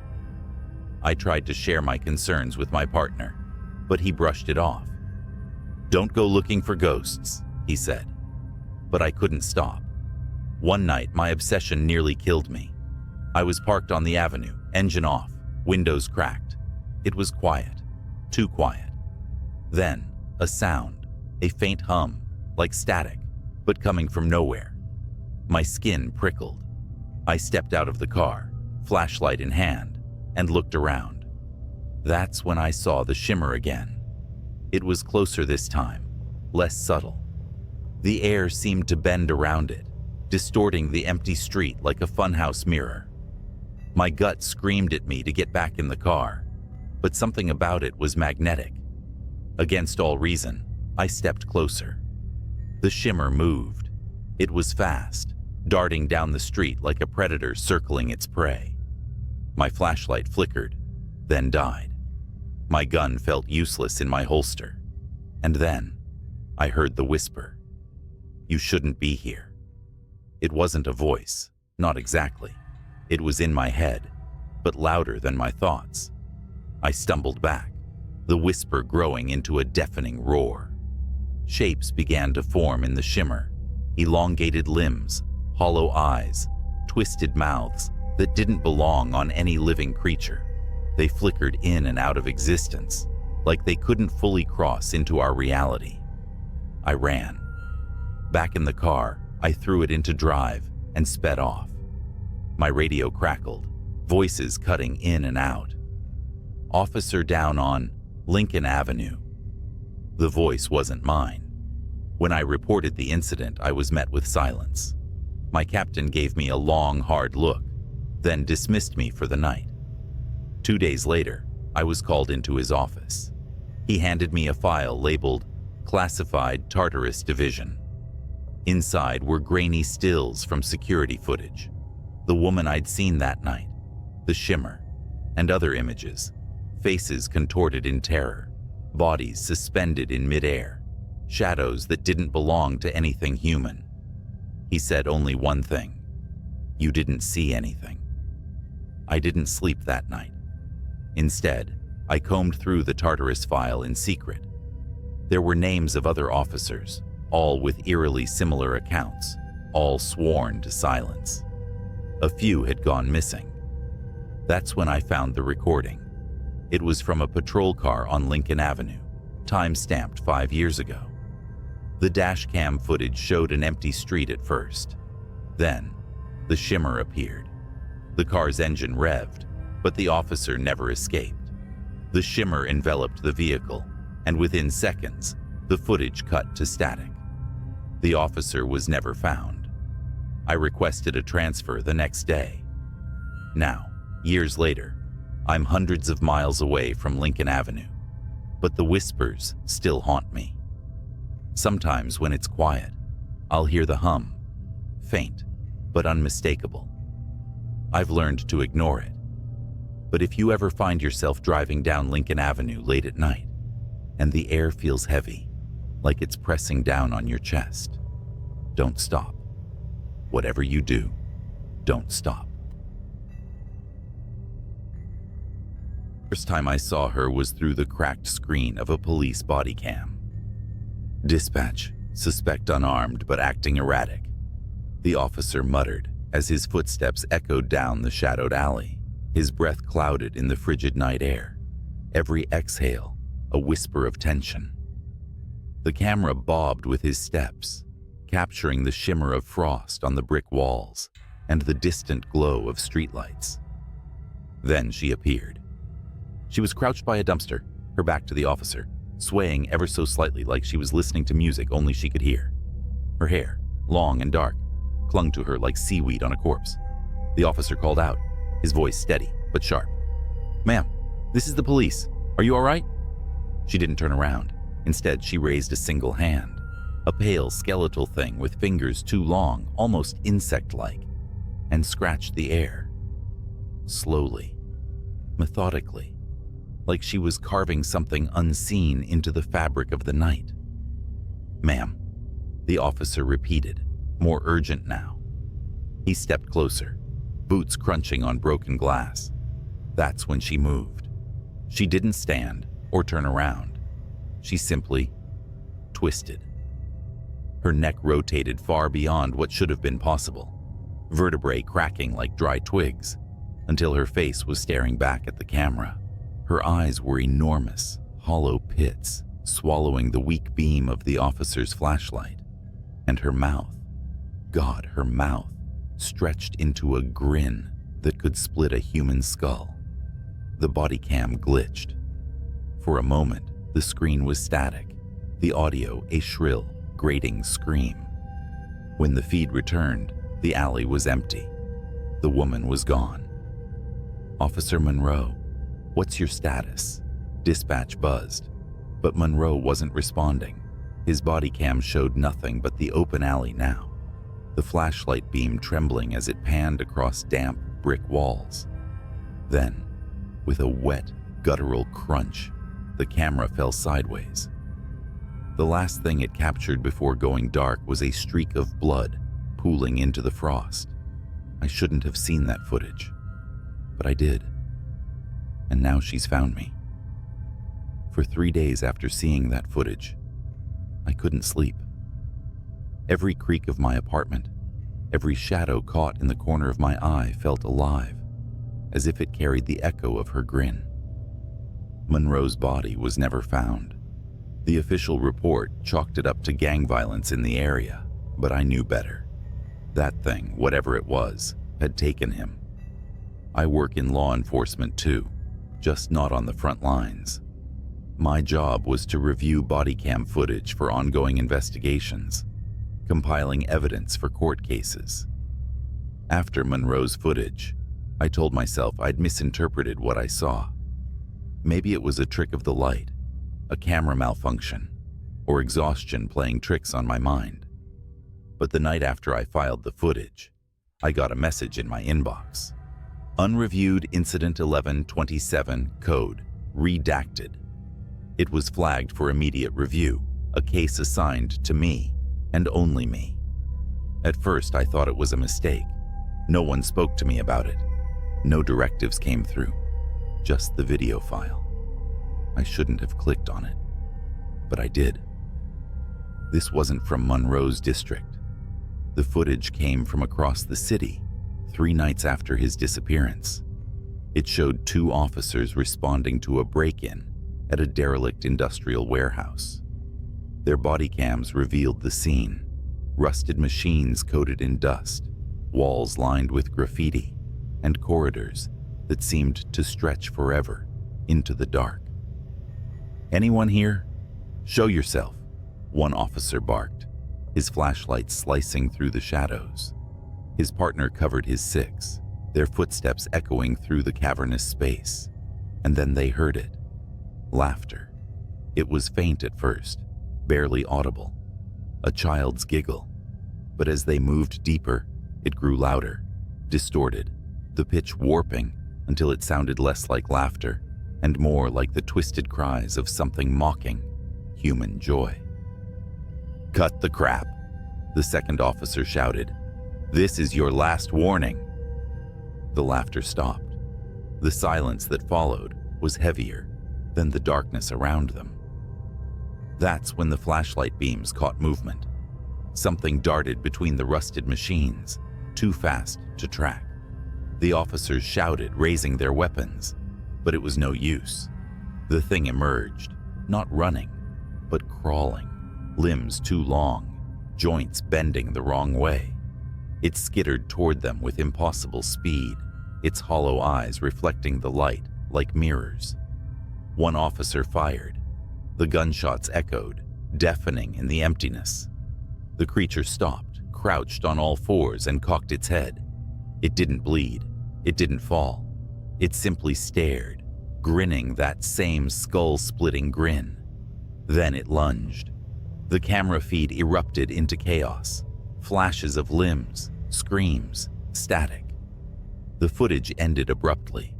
I shut my laptop, heart pounding. My apartment felt suffocatingly quiet. Too quiet. And then I heard it. A faint scratching noise. At first I thought it was coming from the walls, maybe rats or the old pipes. But as I sat there frozen, I realized it wasn't the walls. It was my window. I turned slowly. The blinds were drawn, but I could see the silhouette behind them. Something tall, with fingers too long, was tracing patterns in the glass. Slowly, methodically. I don't know how long I sat there, paralyzed, staring at that shadow. Minutes, hours. Finally, I mustered the courage to reach for my phone. My fingers trembled as I dialed 911. 911, what's your emergency? There's someone outside my window, I whispered. Can you describe them? The scratching stopped. The blinds fluttered, as if touched by a faint breeze. Then slowly, they began to part. No, I stammered. No. Sir, are you there? Sir? It was her. That face, that impossible grin. Her hollow eyes bore into mine as she pressed her palms flat against the glass, her nails scraping in a slow, deliberate rhythm.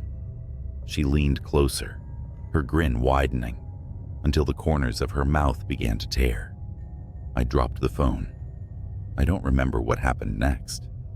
One moment I was in my living room. The next I was sprinting down the fire escape, barefoot and half-dressed, into the freezing night.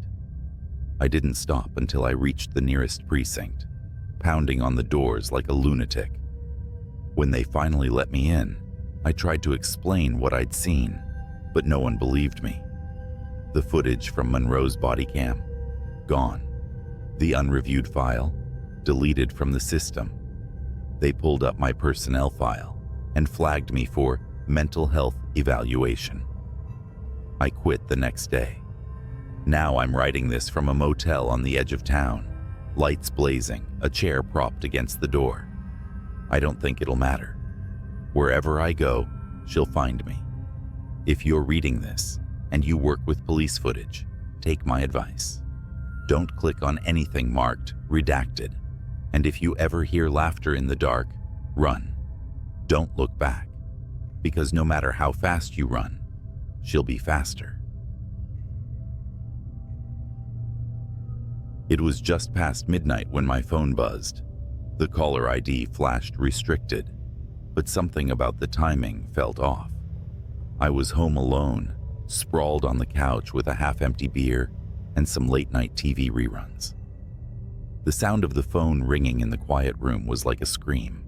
I hesitated but answered anyway. Hello? A voice, frantic and low, whispered, "Are you home? Lock your doors. Now." I froze, every muscle in my body tightening. Who is this? The line clicked dead. Normally I'd brush it off as a prank call or some weirdo, but the tone, that panicked edge, stuck with me. I stood up, every creak of the floor making me flinch, and went to the front door. It was already locked, but I double-checked. Windows, secure, back door, latched tight, satisfied. I sat back down, laughing nervously to myself. Then I saw the police cruiser pull into my driveway. The patrol car's lights weren't flashing, but its mere presence was enough to make my stomach churn. A tall officer stepped out, his silhouette sharp against the dim porch light. He knocked twice, and I debated for half a second whether to open it. "Mister?" His voice carried through the door. I answered cautiously, opening it just enough to meet his eyes. Yeah? Something wrong? We received a report of suspicious activity in the area, he said. His voice was calm, almost rehearsed, but something in his eyes. It wasn't just concern. It was fear. Have you seen or heard anything unusual tonight? Well, I got a weird phone call a few minutes ago, I admitted. Told me to lock my doors. The officer nodded, his hand resting lightly on his holstered gun. May I come in? Something in me screamed not to let him, but he was a cop. What else could I do? Yeah, sure. As soon as he stepped in, I noticed the tension in his shoulders. He was scanning the room like he expected someone or something to leap out at any moment. What's this about? I asked, trying to mask my growing unease. He hesitated, then motioned toward the living room. Can we sit? I'll explain everything. We sat. He didn't take off his hat, didn't relax. Instead, he leaned forward, resting his elbows on his knees, and lowered his voice. There's been an incident nearby. I need to ask. Have you noticed anything strange in the past week? People following you? Strange vehicles parked outside? My heart skipped a beat. No, nothing like that. What kind of incident are we talking about? He glanced toward the window, then back at me. A break-in. But it's more complicated than that. The suspect might still be in the area. I felt the weight of his words settle like a lead blanket. Before I could press for details, the police radio clipped to his shoulder crackled to life. Unit 47 report. Suspect confirmed near Elm and 3rd. Proceed with caution. All units advised. The officer shot up, his hand immediately gripping his gun. Stay here, he ordered. Lock the door behind me. Don't answer for anyone but the police. And just like that, he was gone, the red and blue glow of his cruiser fading down the street. I locked the door as he instructed, but the silence that followed was unbearable. That's when I noticed something. The basement door. It was slightly ajar. I stared at the basement door, my pulse roaring in my ears. I was sure I had closed it earlier. Positive. Every nerve in my body screamed for me to call the officer back, but my phone sat uselessly on the coffee table. I wasn't even sure I could move. Then came the sound. A soft, deliberate creak, like someone shifting their weight on the wooden basement steps. I backed away instinctively, eyes locked on the gap where the door hung slightly open. The living room suddenly felt suffocating. Every shadow stretched longer, every sound amplified. I grabbed the nearest thing resembling a weapon, a heavy floor lamp, and inched closer to the door. Hello? My voice barely broke a whisper. Idiotic. As if I wanted a reply. The silence was deafening. Then came a slow, scraping noise, like metal dragging against the wall. My heart felt like it was trying to escape my chest. Look, I stammered. I don't know who's down there, but the cops are already here. They're coming back any second. Nothing. And then, almost imperceptibly, I saw it. A flash of movement low to the ground, at the edge of the basement's shadows. I stepped back, holding the lamp like a bat, and shouted, I'm armed. Come out now. The basement door slammed shut. Hard. I stumbled backward, my breath coming in shallow gasps. I didn't have time to think. My brain screamed run, but my legs wouldn't cooperate. Then the floor lamp's light flickered and died, plunging the room into a thick, oppressive darkness. And that's when the doorknob started to turn. The logical part of my brain was gone, overtaken by pure primal fear. I bolted for the kitchen, skidding on the tile as I grabbed the biggest knife I could find. The house was silent again. But I knew I wasn't alone. I tried to force my trembling fingers to dial 911, but the phone buzzed with a new notification. A single text message, "Get out." The number was restricted. As if on cue, the basement door creaked open. Heavy, deliberate footsteps echoed on the stairs. I pressed myself against the far wall of the kitchen, knife in hand, when I saw him step into view. It wasn't the cop. The man was tall and wiry, his face obscured by some kind of crude mask, a burlap sack with slits for eyes. He held a crowbar in one hand, tapping it rhythmically against the wall as he stepped into the living room. "You're making this harder than it needs to be," he rasped, his voice low and gravelly. "Come out now, and I'll make it quick." I froze, barely breathing, as he scanned the room. His head tilted, and he sniffed the air like a predator. Then he turned, heading for the hallway that led to the kitchen. I wasn't going to wait for him to find me. As soon as his back was turned, I bolted. I sprinted through the side door into the yard, knife still clutched in my hand. The cold air hit me like a slap, but I didn't stop. I ran toward the street, praying the officer's cruiser would still be close. Instead, I saw two figures standing in the shadows near the curb. "Help!" I screamed, desperate, running toward them. They stepped into the light. It was the officer. But standing next to him was another man, wearing a matching police uniform. Same height, same build, same badge. My brain struggled to process it, and before I could stop myself, I blurted, "What?" The officer I'd let into my house earlier raised his gun. "On the ground, now." I didn't move. Couldn't. The other officer, the real one, looked just as confused as I felt. He put a hand on his holster, his expression sharp. "What's going on here?" The man with the gun didn't answer.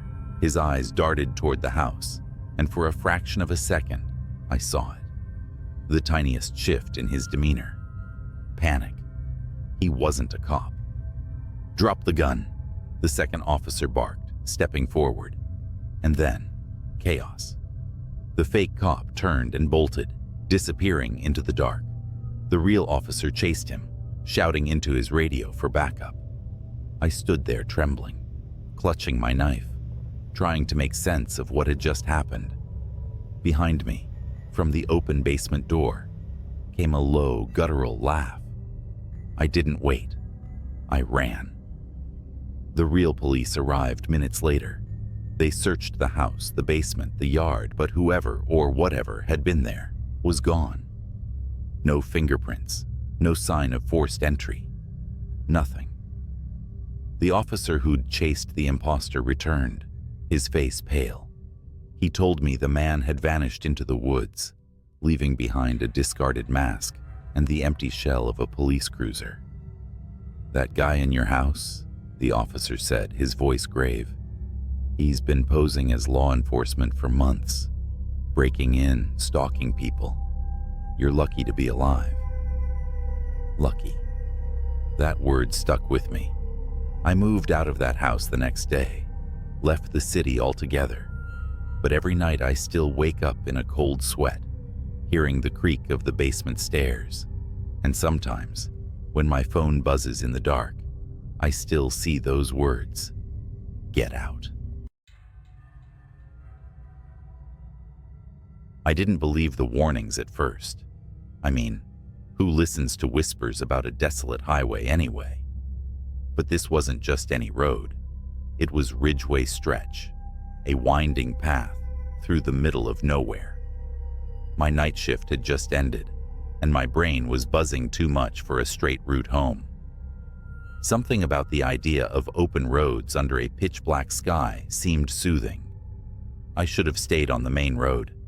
It started harmless enough. The hum of my car, the faint rhythm of late-night radio, and the vast emptiness stretching ahead. But something felt off. The moon, which had been full and bright, vanished behind clouds, plunging the world into a darkness so thick my headlights barely made a dent. Then I saw it. A figure on the side of the road, just standing there. I slowed down, debating whether to stop. They didn't wave, didn't move, just stood still like they were carved out of the darkness itself. Something about the way they leaned slightly forward felt wrong, like gravity was holding them in place unnaturally. My instinct screamed, "Keep driving." So I did. But as my car rolled past, the headlights flickered, and I swear I saw the figure twist its head to watch me.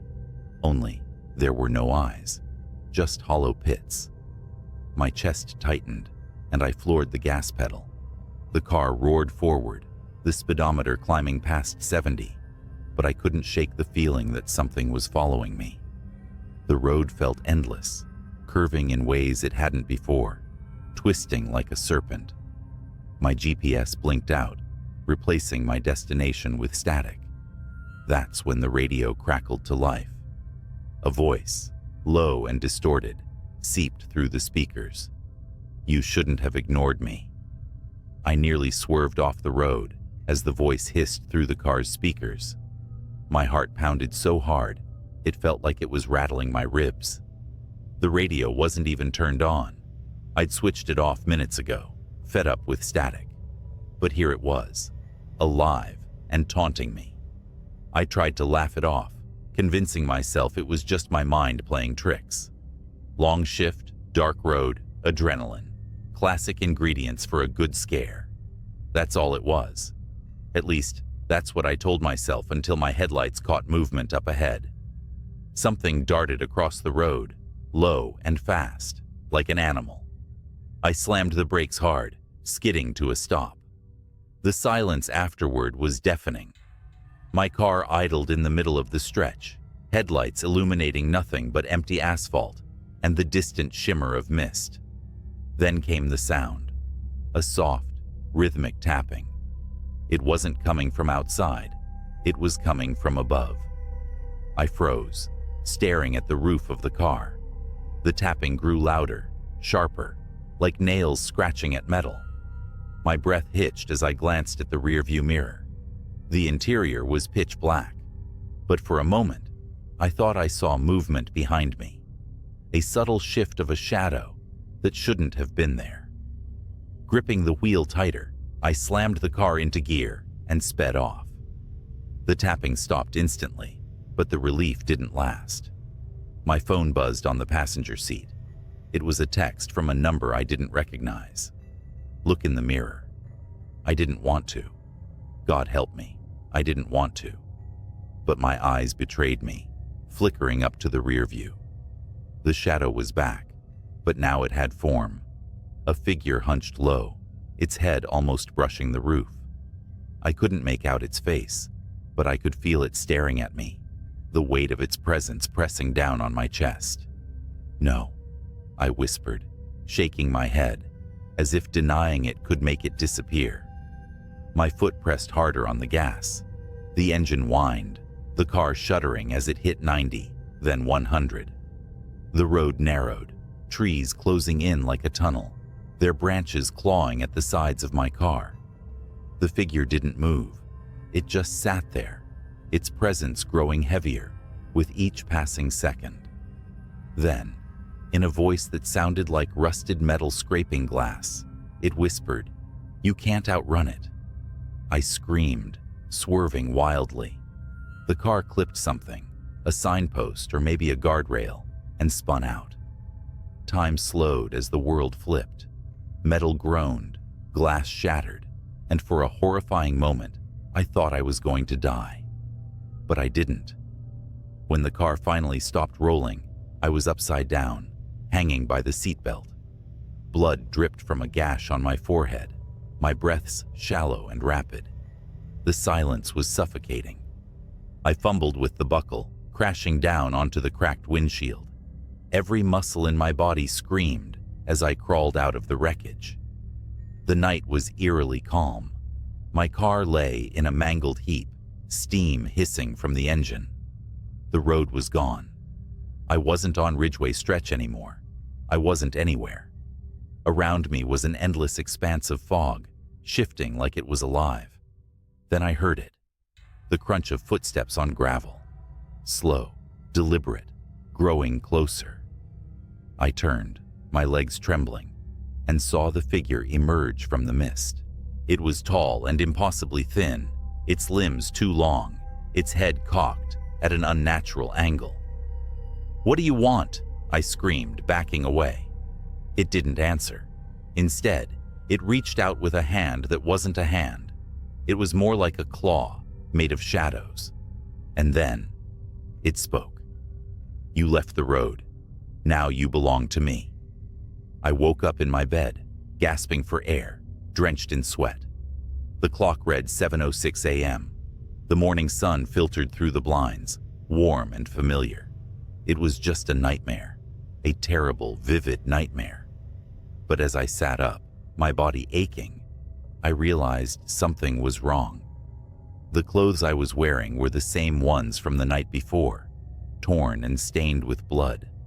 My car keys were still in my pocket, sticky with grime, and etched into the palm of my hand, as if burned there, were 3 words: "Don't come back." I haven't driven at night since, and if you're ever tempted to take Ridgeway Stretch for a shortcut, let me save you the trouble. Whatever's out there, it doesn't like visitors. The highway was empty, except for my old sedan cutting through the cold, humid night. The yellow lines on the asphalt blurred as I sped up, my fingers tightening on the steering wheel.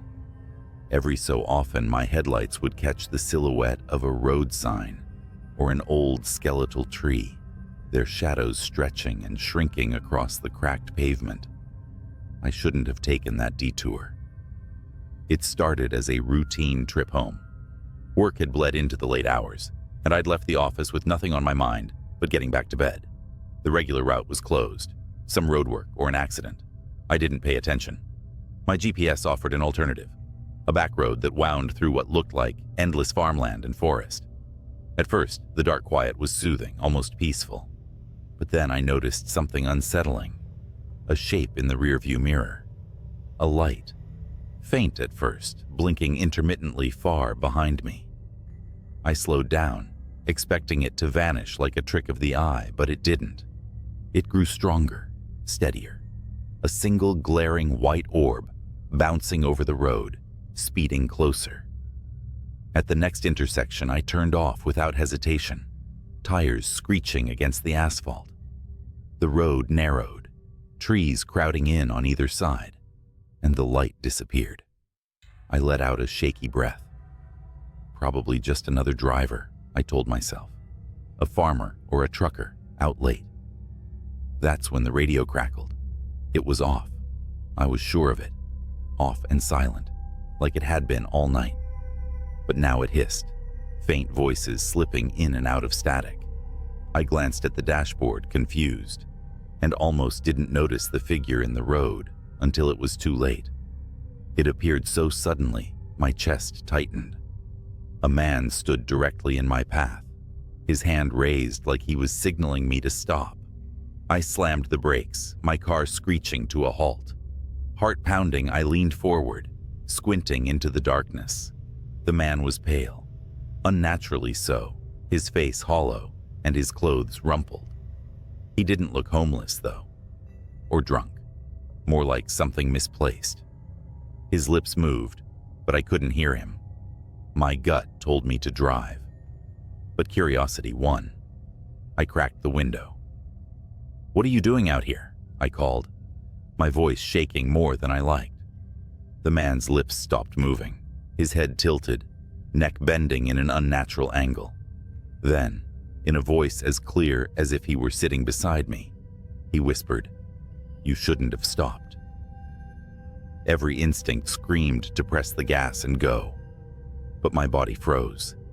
It wasn't just fear. It was something heavier, like the air had thickened, rooting me to the spot. Then the man moved, not toward me, backward.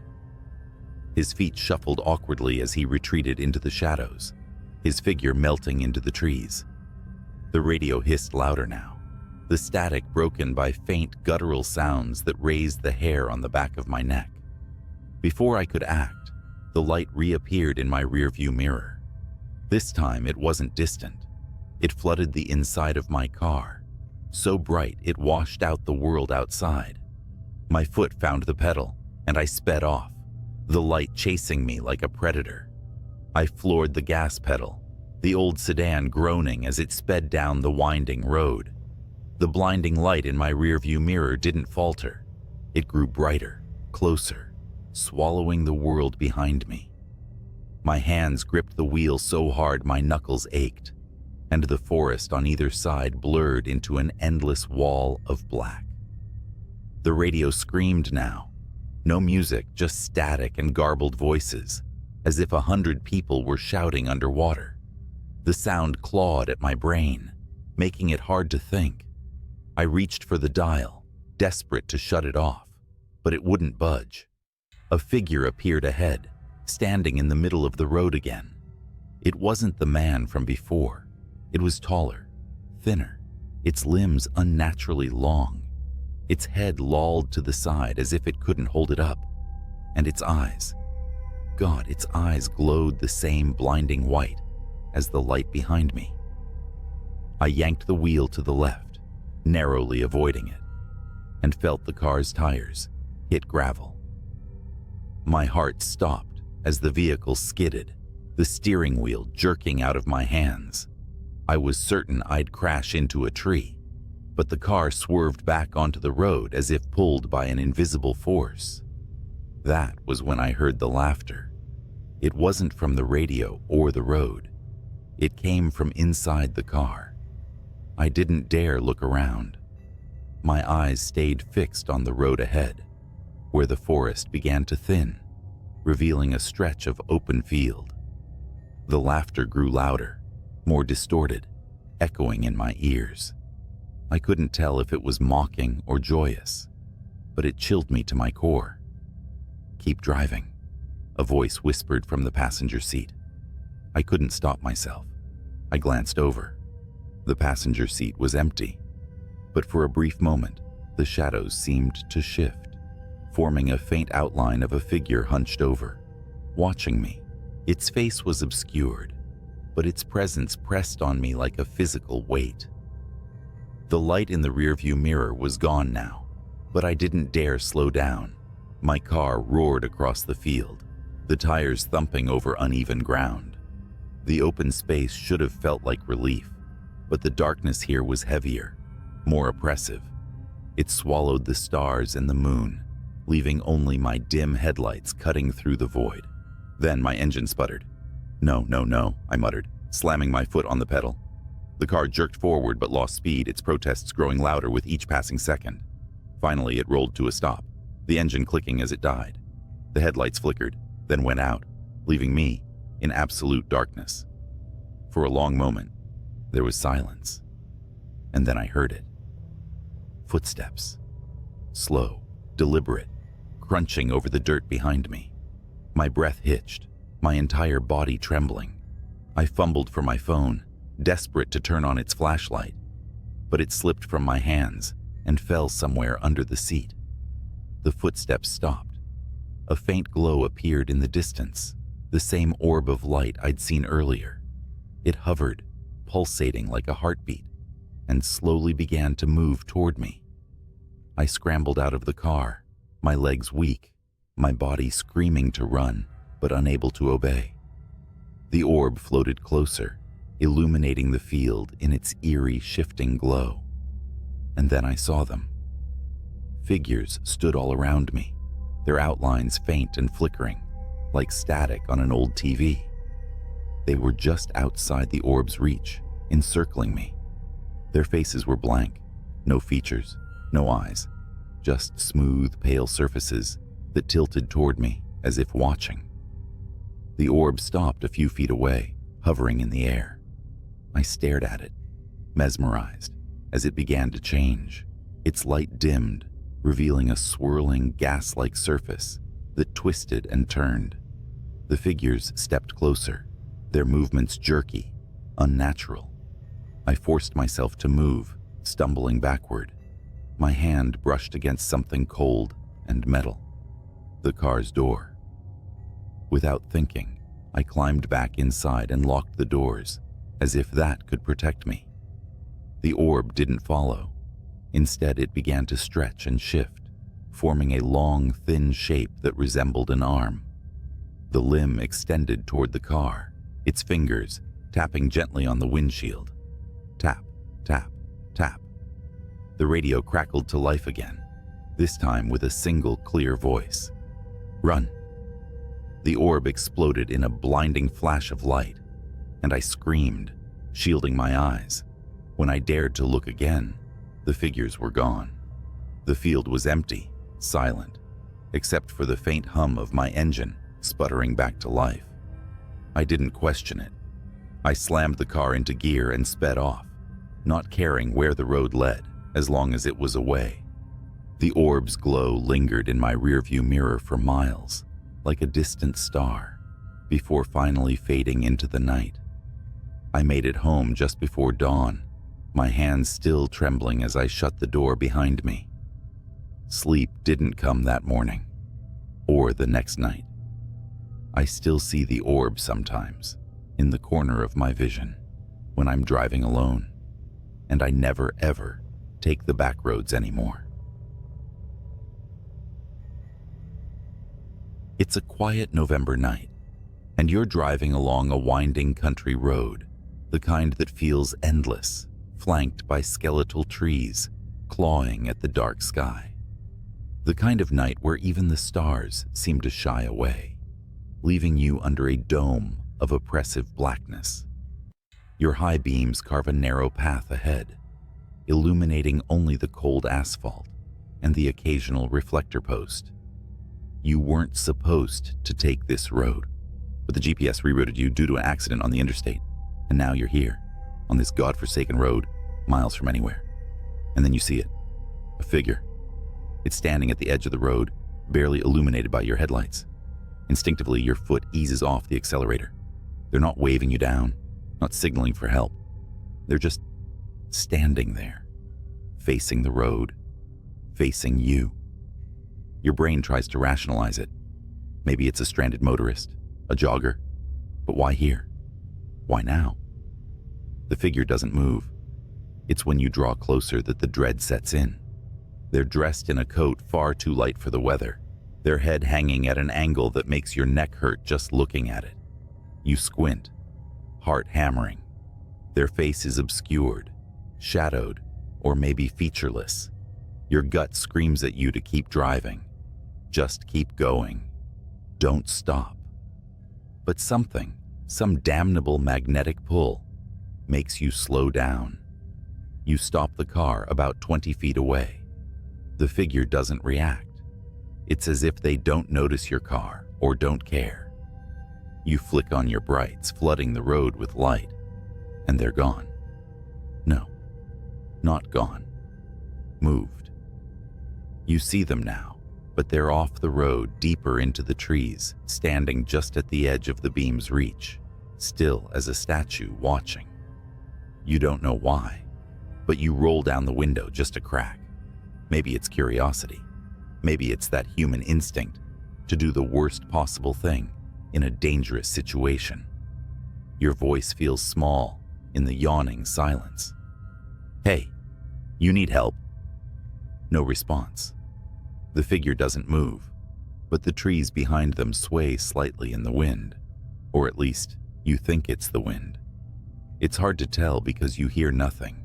No rustle of leaves, no distant hum of crickets, just the engine's low growl and your own breathing, sharp and uneven. You start to second-guess yourself. Maybe you imagined them moving off the road. Maybe your tired brain is playing tricks. But then your headlights flicker. Not off, not entirely, but enough to make your stomach drop. The beams dim for a split second, and when they come back, the figure is closer. Much closer. They're at the edge of the ditch now, their face, or the void where their face should be, angled directly at you. Your chest tightens as you realize you can't make out any features. No eyes, no mouth, just a smooth expanse of pale skin. And then you notice something else. Their hands. Long. Wrong. Like talons, hanging just a little too low, the fingers unnaturally thin and curling slightly, as if they're waiting to grasp something. Your survival instincts kick in. You slam the window shut and put the car in gear. You're not staying here. Not tonight. Not for anyone or anything. The tires screech as you take off, but as the car lurches forward, you feel a weight, a pressure, like someone's holding the back of the car, the rear view mirror. You know you shouldn't look, but your eyes dart to it anyway, and they're there, perched on the trunk, their hands splayed out against the glass, fingers stretching impossibly long. They're still featureless, but you swear you can feel them looking at you, through you. You scream and stomp the gas. The car roars, the tires find grip, and for a second, you think you're free. The figure slides off the back, disappearing into the dark road behind you. Relief washes over you in a cold wave, but then something taps the window. Once, twice, a rhythmic knock, deliberate and unhurried. It's coming from the passenger side. You whip your head around. The figure is sitting in the seat beside you, impossibly calm, hands resting on their knees like they've been there the whole time. The inside of the car reeks now, like wet earth and decay. You don't even think. You wrench the wheel to the side. The car fishtails, and you barely manage to keep it from rolling as it screeches to a halt in the middle of the road. You throw open the door and bolt into the woods, leaving the car behind. Branches slash at your arms and face as you run. You don't know where you're going, but anywhere is better than here. The figure doesn't chase you, at least not in the way you expect. You can't see them, but you feel them. Their presence is heavy, like the air is pressing down on you. Every shadow seems alive, every sound amplified. Finally, you burst into a clearing and collapse to your knees. The moonlight bathes the open space, giving you the first sense of security you've felt all night. You take a moment to catch your breath, the cold seeping into your skin as you sit there trembling, and then you hear it. The knock. Once, twice. You whip around, and there, at the edge of the clearing, the figure stands. Only now, they're not alone. Dozens of them emerge from the trees, identical and featureless, their long fingers curling and uncurling as they close in. They form a perfect circle around you, their movements synchronized, their heads tilting in unison. Your scream catches in your throat as they close the gap, their smooth faces mere inches from yours. And then, blackness. When you wake up, you're in your car. It's parked neatly at the gas station you stopped at before this nightmare began. The sun is rising, the orange glow spilling over the horizon. The engine is off, your keys in your lap. Everything looks normal, except for the muddy handprint smeared across your windshield. It was supposed to be a quiet escape, a weekend alone in a cabin deep in the woods, no distractions, just me, a few books, and the endless sound of leaves brushing against the wind. I had rented the place off a small website that specialized in remote getaways. No ratings, no reviews, but the photos sold me. It looked peaceful, and God knows I needed peace. I arrived just before sunset, and everything seemed perfect. The cabin stood in a clearing, surrounded by tall pines that swallowed most of the sky. There was a creek nearby, and the air smelled of moss and damp earth. Inside, it was cozy. A wood-burning stove, a single bed, and an old oak table by a window overlooking the woods. But the first oddity? The key wasn't where the owner said it would be. The email instructions were clear. Keys under the mat. It wasn't. I ended up finding it inside the mailbox, and while that wasn't too strange, it still gave me pause. Who leaves keys in a mailbox? Shaking it off, I unlocked the door, dropped my bag, and settled in. By the time the sun dipped below the tree line, I was already sipping a cup of tea and flipping through a novel. It felt like the beginning of the tranquility I'd been chasing. That peace didn't last long. Just as darkness enveloped the cabin, I heard the sound, a faint rhythmic tapping. I froze, straining my ears. It came from the window by the oak table, a soft yet deliberate knock, knock, knock, as if someone, or something, was using a single finger to tap the glass. I turned slowly, heart pounding. There was nothing there. Just blackness, no moonlight, no stars, just an impenetrable void. I told myself it was the wind, or maybe a branch, and forced my attention back to the book. The tapping stopped, but 5 minutes later, it started again. This time, from the front door. I didn't get up. Something deep in my gut told me not to. Instead, I grabbed my phone and checked for signal. No bars. Figures. "Hello?" I called out, my voice cracking. The tapping ceased. A long silence followed. Then, as if it was mocking me, the sound moved to the back door. Knock, knock, knock. I wanted to laugh at how cliché it was. I even muttered to myself, "You're imagining things." But I knew I wasn't. The sound was too real, too calculated. Gathering my courage, I grabbed the flashlight from my bag and approached the back door. My hand shook as I reached for the knob, the beam of light jittering across the wood. When I finally opened it, there was nothing. Just darkness and the quiet hum of the forest. Then I looked down. Footprints. They weren't human. The prints were elongated, with claw-like marks digging into the soft dirt. My heart dropped. They led away from the cabin, disappearing into the blackness of the trees. I slammed the door and locked it. Every nerve in my body was screaming at me to leave, but my car was parked half a mile down the dirt road. No way was I walking through those woods at night. I decided to wait it out, sitting in the middle of the room with every light in the cabin on. Hours passed, and nothing happened. No more tapping, no more footprints. By 3 a.m., I convinced myself I'd overreacted, that it was probably an animal, and I was being ridiculous. I managed to fall asleep. Then I woke up to the sound of breathing. It was faint, shallow, and right outside the bedroom window. I didn't move, didn't even breathe myself. My eyes darted to the clock.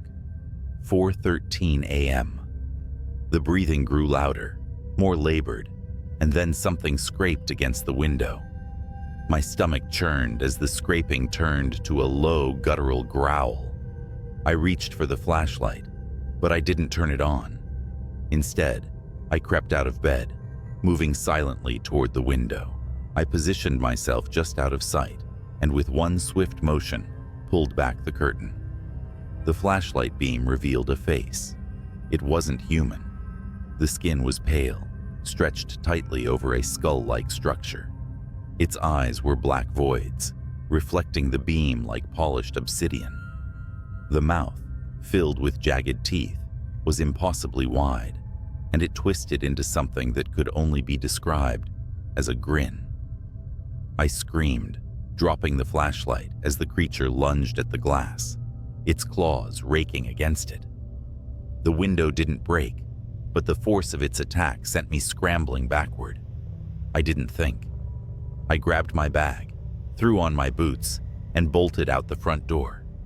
I didn't care about the woods, or the dark, or the footprints. Anything was better than staying in that cabin. As I sprinted down the dirt road, I could hear it behind me. Its guttural growls and heavy, uneven footsteps grew louder, closer. I didn't dare look back. When I finally reached my car, I fumbled with the keys, hands shaking so badly I dropped them twice. The creature's growls were just feet away when I finally got the door open and threw myself inside.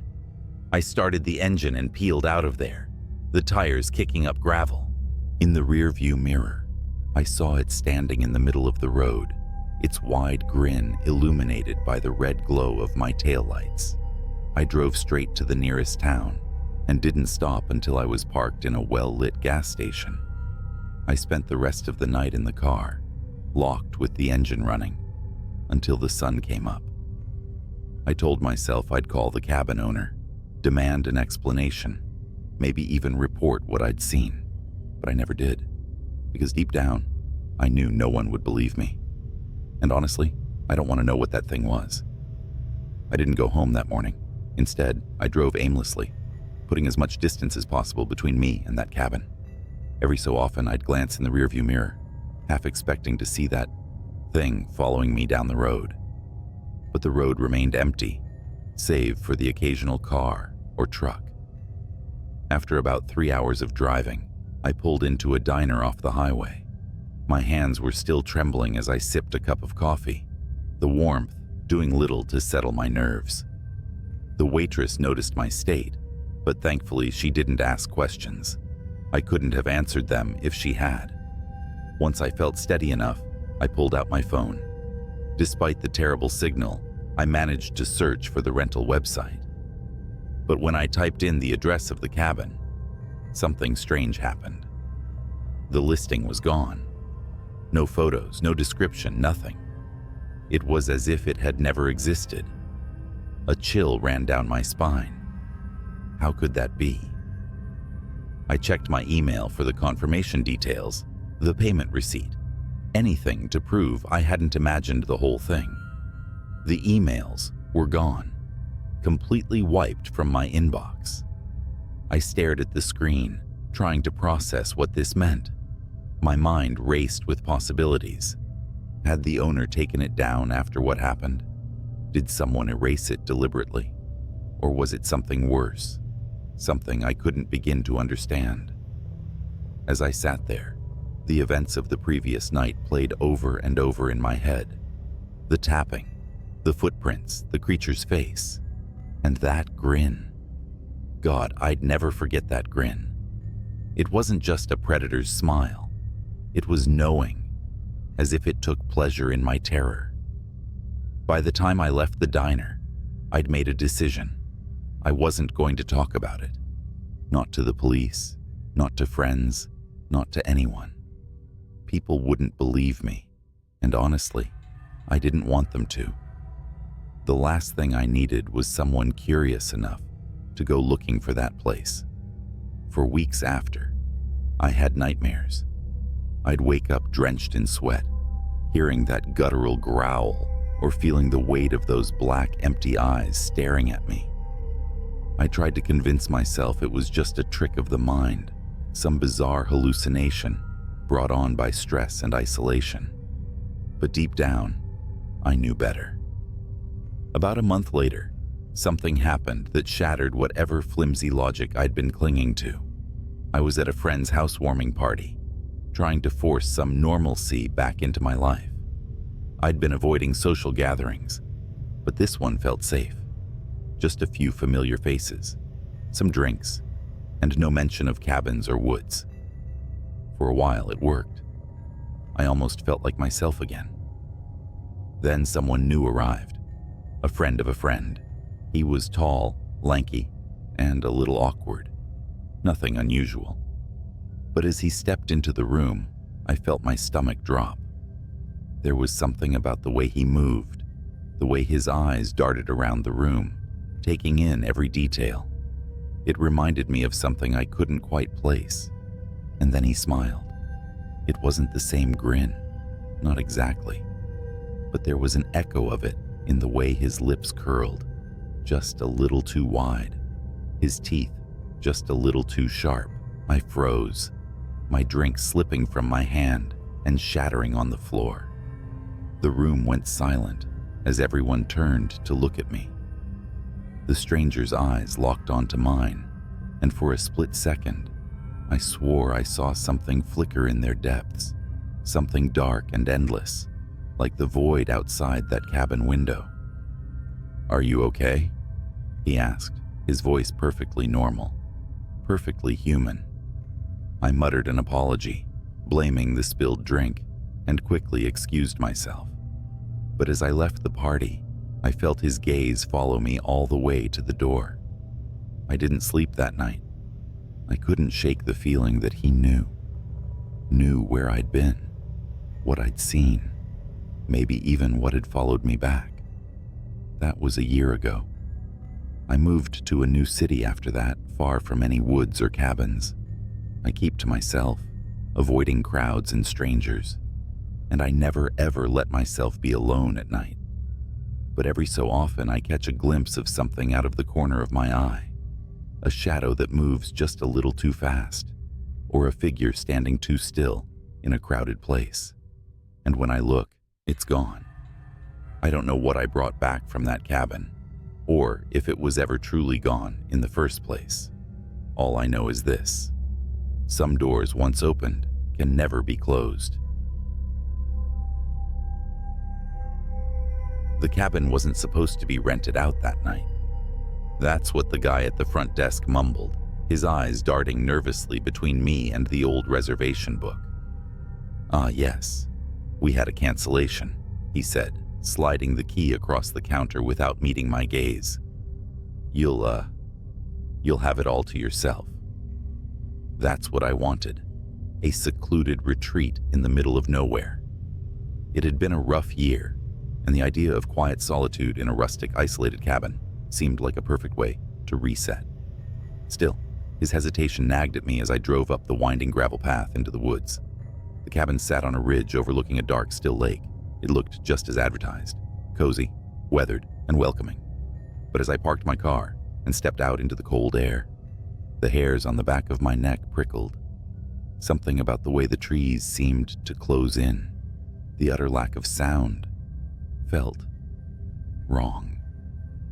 Shaking it off, I hauled my bags inside and locked the door.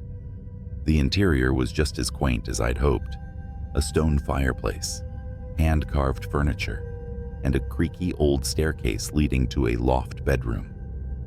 The only oddity was the massive antique mirror mounted above the fireplace, its ornate frame gleaming in the flickering light of the single lantern I'd brought in. I remember thinking it didn't fit the rustic aesthetic. It was too grand, too heavy, almost regal. Its reflective surface seemed to suck up the dim light, making the room feel darker. I shrugged and lit the fire, settling in for what I thought would be an uneventful night. The fire crackled warmly, its glow casting dancing shadows across the cabin walls.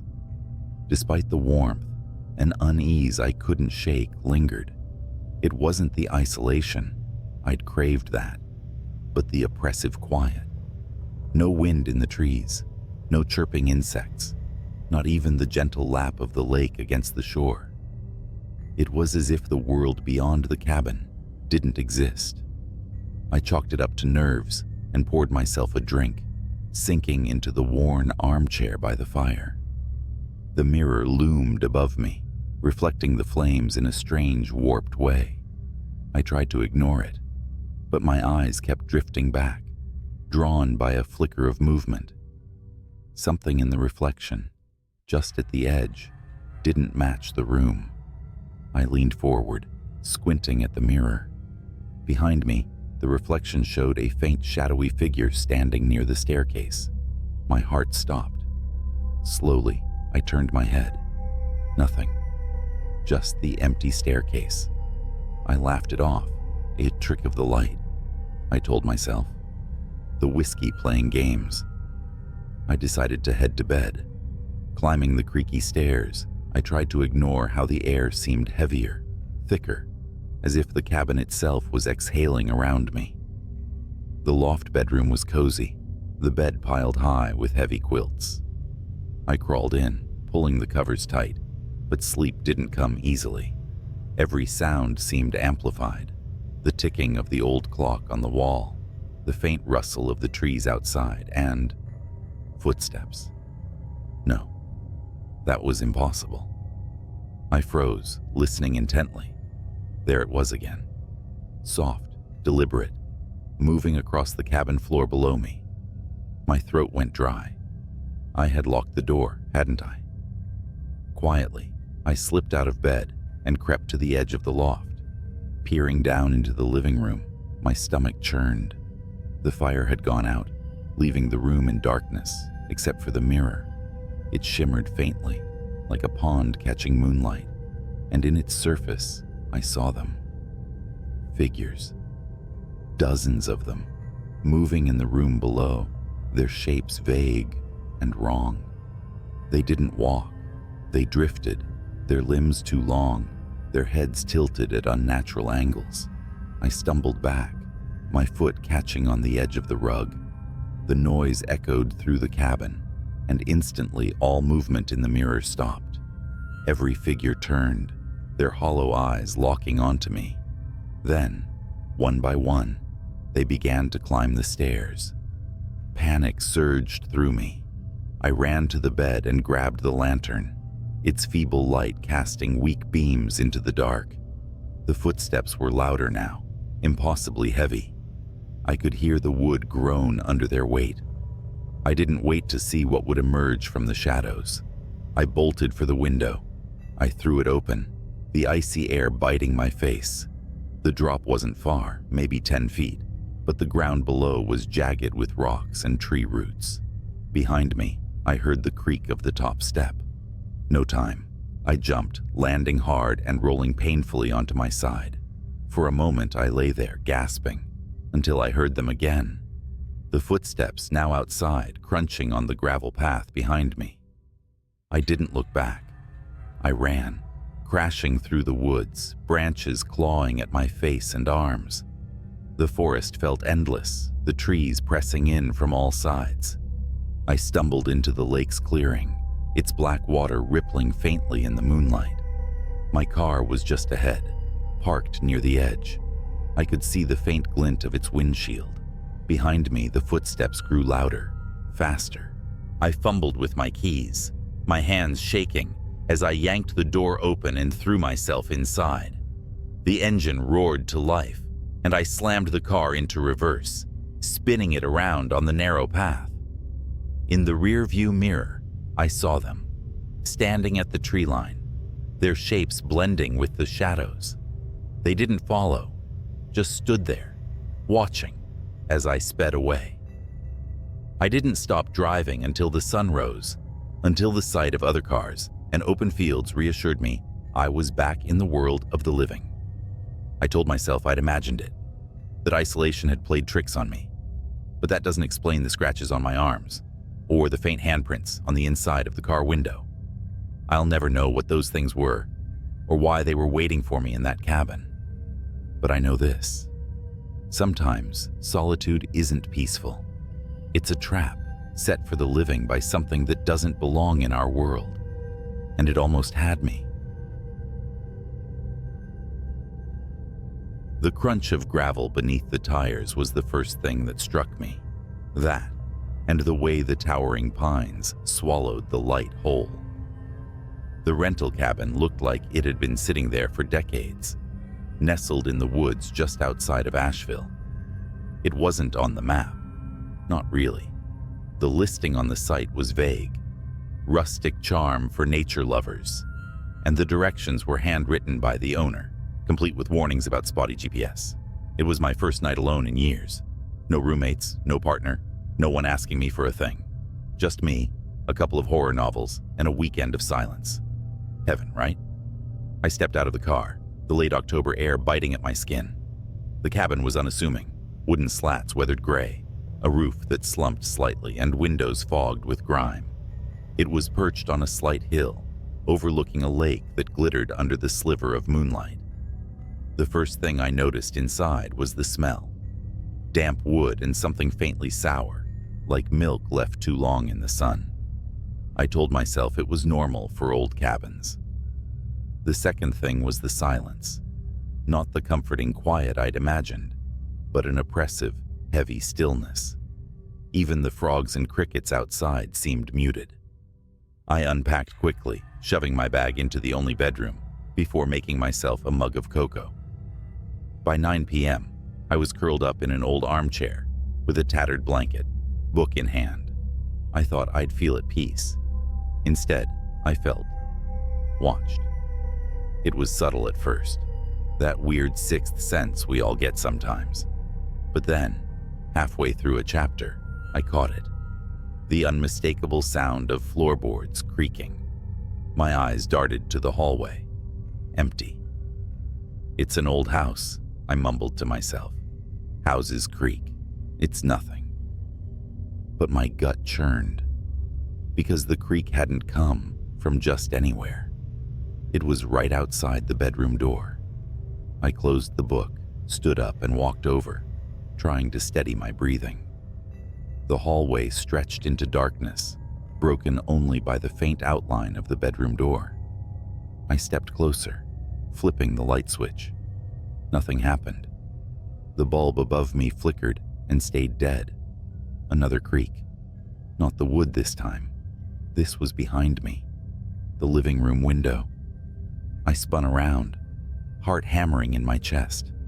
The chair I'd been sitting in was now turned slightly, facing the window. I hadn't touched it.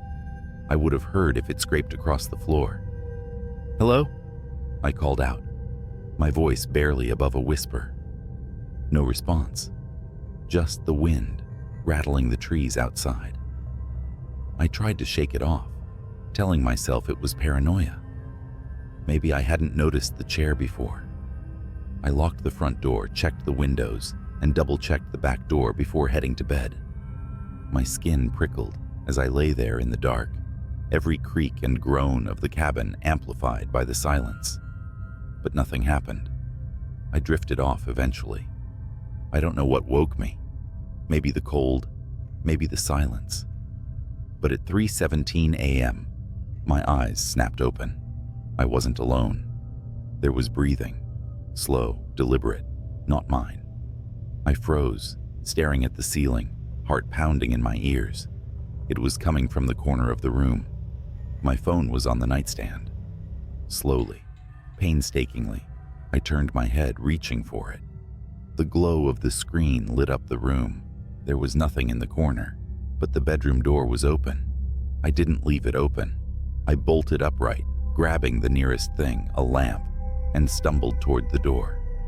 The hallway stretched out in front of me, bathed in faint moonlight from the windows. The living room was silent. Still. Empty. Then I heard it. Faint, rhythmic tapping. It was coming from the front porch. "Is someone there?" I whispered, my voice cracking. Tap, tap, tap. I tiptoed toward the front door, every step making my heart pound harder. The tapping grew louder as I approached. Through the frosted glass of the window, I could make out a faint shape, tall, unmoving. I swallowed hard, pressing my ear to the door. The tapping stopped. Then something hit the door. Hard. I jumped back as it rattled on its hinges. My fight-or-flight instincts kicked in. I sprinted for the bedroom, slamming the door shut and locking it behind me. My hands trembled as I dialed 911, but there was no signal. Then I heard it. The scraping of metal against wood. The sound of the front door unlocking. I grabbed a chair and wedged it under the doorknob, backing up until I hit the far wall. The scraping stopped. Then silence. Minutes passed. Hours, maybe. I didn't move, didn't breathe. The first light of dawn crept through the window. When I finally worked up the courage to open the door, the cabin was empty. But on the floor, carved deep into the wood, were two words: "Come back." I didn't, and I never will. I didn't leave that cabin with much. Just my bag, my car keys, and the gnawing certainty that I'd narrowly escaped something far beyond human. The moment my tires hit the main road, I didn't look back. Not at the woods, not at the cabin, and definitely not at the shadow I thought I saw standing in the porch window. I should have driven straight home, but there was this itch in the back of my mind. You know that feeling when something doesn't make sense, but you can't let it go? That cabin wasn't on any map. The directions were handwritten. The entire experience screamed wrong, and I needed to know why. So instead of heading back to my apartment, I drove straight into town. It was early morning by the time I parked at a diner, the kind of place where the locals hung out and knew everything about everyone. I walked in, still shaken, and ordered coffee, figuring out how to phrase the question without sounding like a lunatic. The waitress, a woman in her 60s with kind eyes, refilled my cup and asked, "Rough night?" "You could say that," I replied. "I rented a cabin out past the lake. Thought I'd get some peace and quiet." She froze, her hand gripping the coffee pot. "Which cabin?" I described it. The hill, the lake, the porch. She set the pot down carefully and leaned in close. "Sweetheart, that cabin's been empty for decades." My stomach turned. "No, it hasn't. I stayed there last night. Found it online." Her expression darkened. "You can't find that cabin online. Not anymore. Not since the fire." The diner suddenly felt colder. "What fire?" She glanced around, lowering her voice like she was afraid someone might hear. "Years ago, a family rented that cabin. Husband, wife, little boy. They were city folk, out for a weekend in the woods. One night something happened. Neighbors said they heard screaming, saw strange lights in the trees. By the time anyone got there, the place was gone, burned to ash. They never found the family. Just the boy's teddy bear, charred and sitting on the front porch." I didn't know what to say. My mouth went dry, but it's still there. The cabin. I stayed there. She shook her head. "Whatever you saw, it wasn't the cabin. At least, not the one that burned down." I pushed my coffee aside, suddenly nauseous. My mind raced back to last night. The chair that moved, the open door, the tapping, the message carved into the floorboards. "Come back." I stumbled out of the diner without another word, fumbling with my car keys. The waitress didn't try to stop me, but as I pulled away, I saw her watching from the window, her face pale and tight with worry.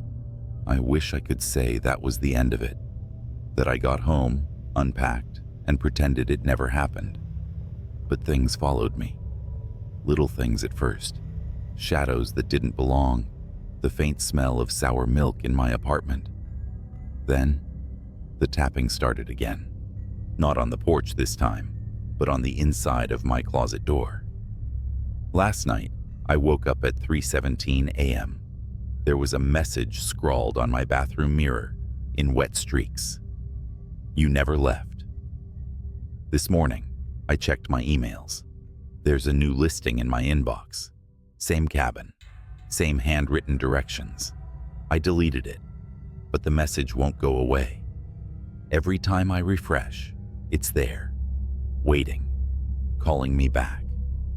I don't think I'll survive if I answer, but I'm not sure I'll survive if I don't. It started with a buzzing fluorescent light overhead, one of those that flicker in just the wrong rhythm to dig under your skin. I was midway through another night shift at the 24-hour gas station just off Route 17. You know the kind, reeking of old coffee, shelves lined with stale chips, and the perpetual hum of the ice cream freezer. That night, a fog rolled in thicker than I'd ever seen, swallowing up the world outside. The highway was nothing but black asphalt disappearing into a wall of gray. I hated working these shifts alone, but we'd just lost our only other night clerk. Guess it was my turn to hold down the fort until corporate hired someone new. It wasn't long before the first weird thing happened. Around 1:30 a.m., I heard it. A faint tapping, like fingernails drumming against glass. It came from the front window. At first, I thought it was just some bug drawn to the neon open sign, but the sound was deliberate, methodical. Tap, tap, tap. I glanced up from the register, squinting through the fog-drenched pane. For a second, I thought I saw a shadow move. "Hello?" My voice cracked, embarrassing me even in my solitude. No answer. Steeling myself, I stepped out from behind the counter and moved closer to the glass. My breath fogged up the pain as I leaned in, searching for movement. Then, from the corner of my eye, I saw it. A hand. Pale, long fingers, almost skeletal, reached up and pressed against the outside of the glass. My heart leapt into my throat. I stumbled back, knocking over a rack of potato chips. The hand was gone. I fumbled for the phone, but of course, the damn landline had been out for days. Cell service out here? Forget it. Swallowing the lump in my throat, I convinced myself it was a prank. Some drunk weirdo messing around. But deep down, I knew better. I sat back behind the counter, trying to focus on restocking cigarettes and lottery tickets. For a while, it was quiet again, save for the buzz of that stupid light. Then the power flickered, plunging the store into a brief, suffocating darkness. When the light snapped back on, something wasn't right. One of the aisles, the one with the cheap candy, had been knocked over.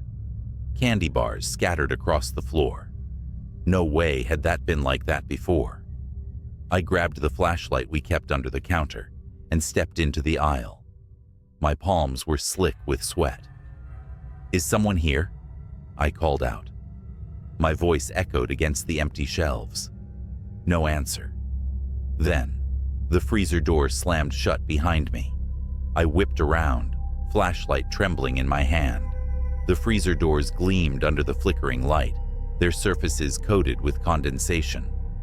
Slowly, I moved toward them, each step feeling heavier than the last. The air seemed colder than it should have been, like the chill from the freezers had leaked into the entire store. My breath puffed out in short, nervous clouds. And then I saw it. One of the glass doors had fogged over, and written in the condensation, in long, jagged letters, were the words, "Look behind you." I froze. Every hair on my body stood on end. My throat felt tight, like something invisible was wrapping around it. I didn't want to turn.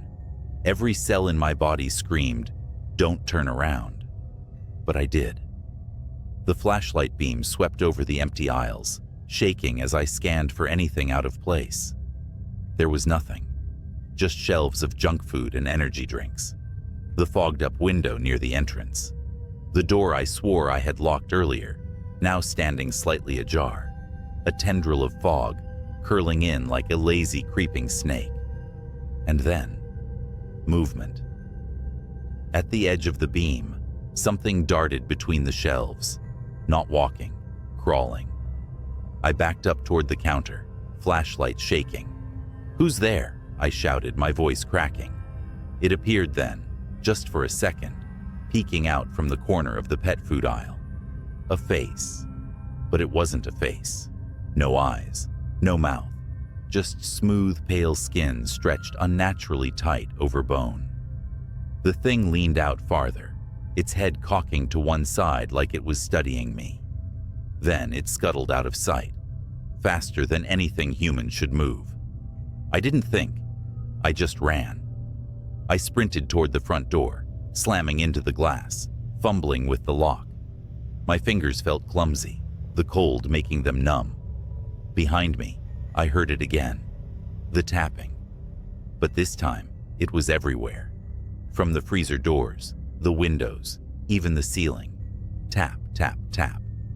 The door finally gave way, and I stumbled out into the fog. The cold air hit me like a slap, but I didn't stop running. The gas pumps were barely visible through the haze, their lights dim and flickering. That's when I heard the voice. "Where are you going?" It came from all directions, deep and rasping, like someone trying to talk through a throat full of gravel. I turned, flashlight beam slicing through the fog, and saw them. Dozens of them. Figures, crawling on all fours, their faceless heads tilted unnaturally. Their pale bodies seemed to shimmer half solid, like they were caught between this world and another. They were closing in, surrounding me. I did the only thing I could think of. I ran for my car. The keys were in my pocket, but my hands were shaking so badly, it felt like it took an eternity to pull them out. The flashlight slipped from my grip and rolled away, its beam casting eerie shadows as it spun. I finally got the door open and threw myself inside, slamming it shut.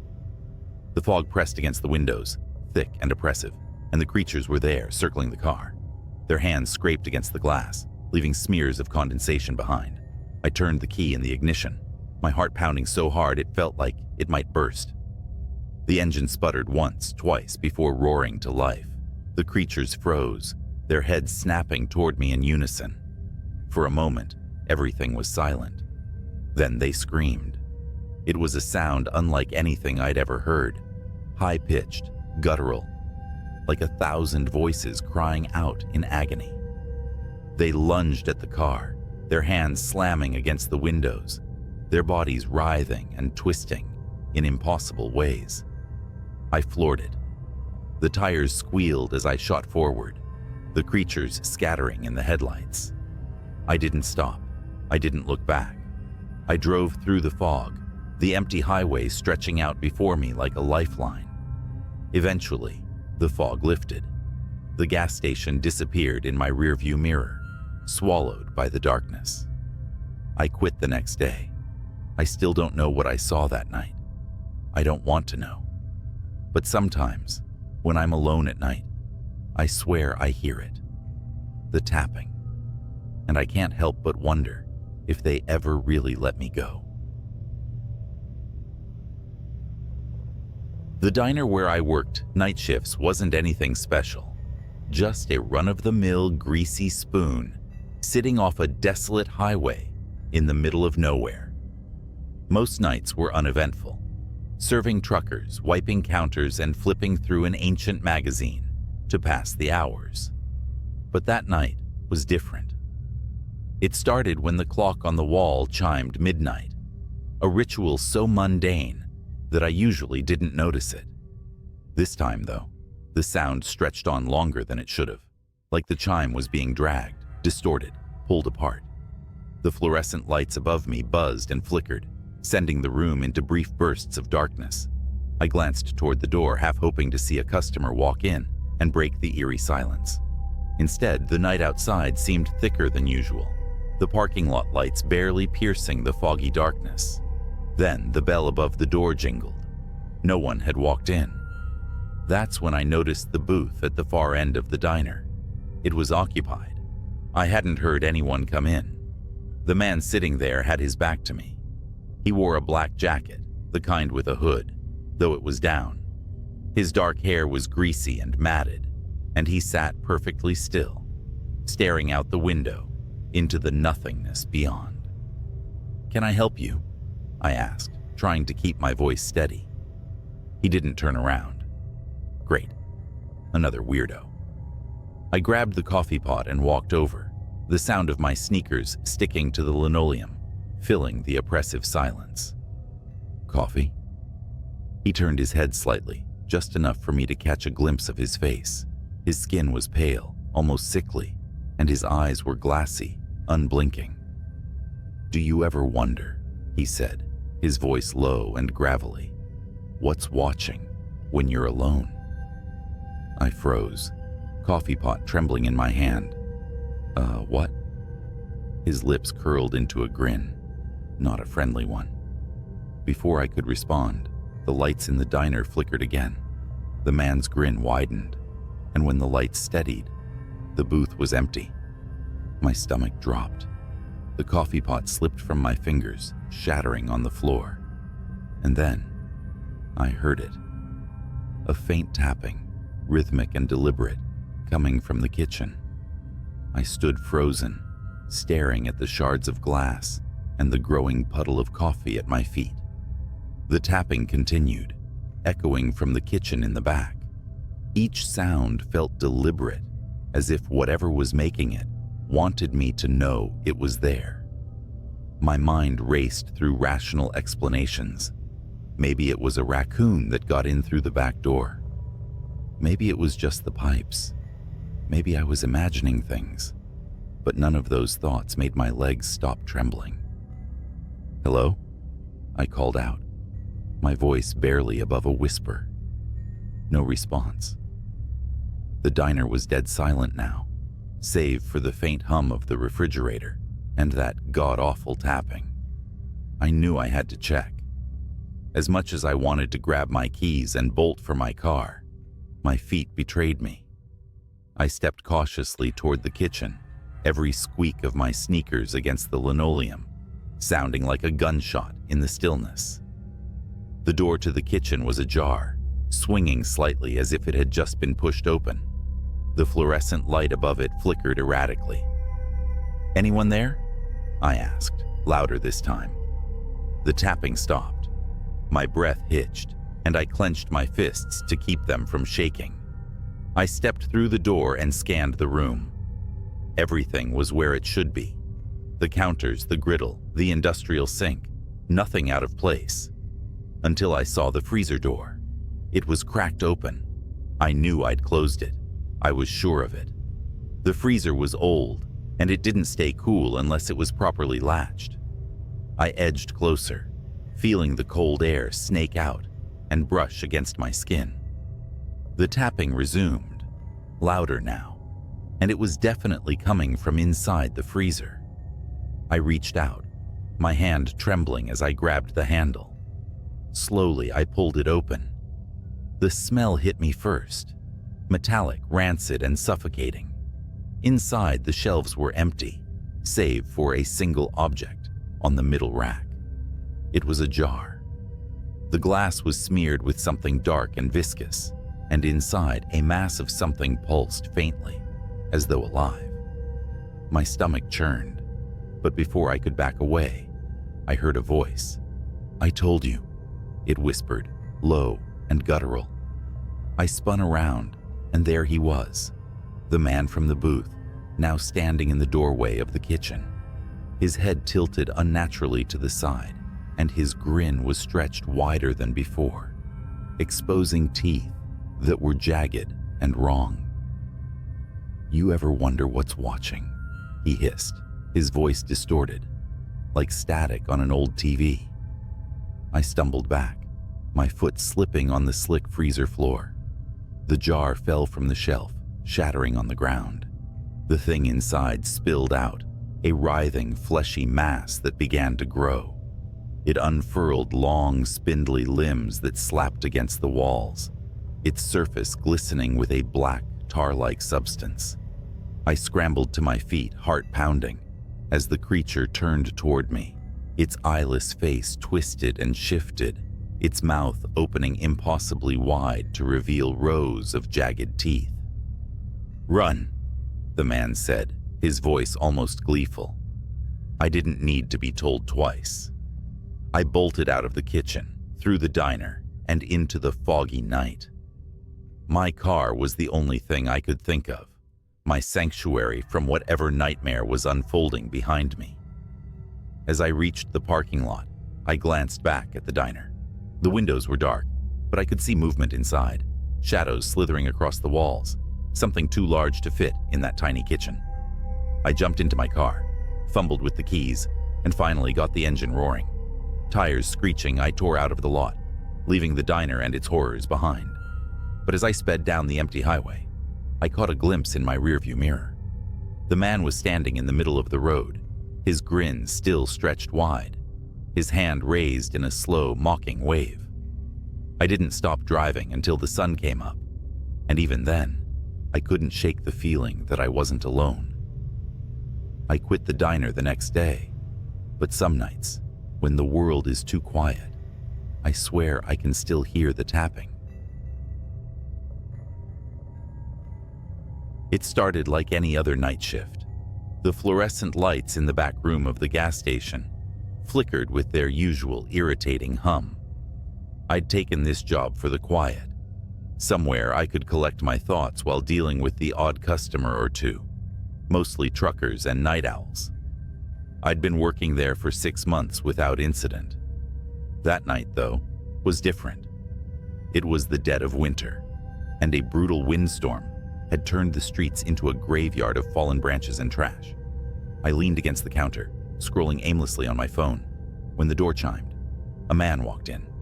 His face was shrouded in the shadow of a hoodie, and he moved deliberately. Too deliberate for someone who just wanted chips or smokes. Something about him immediately set my nerves on edge.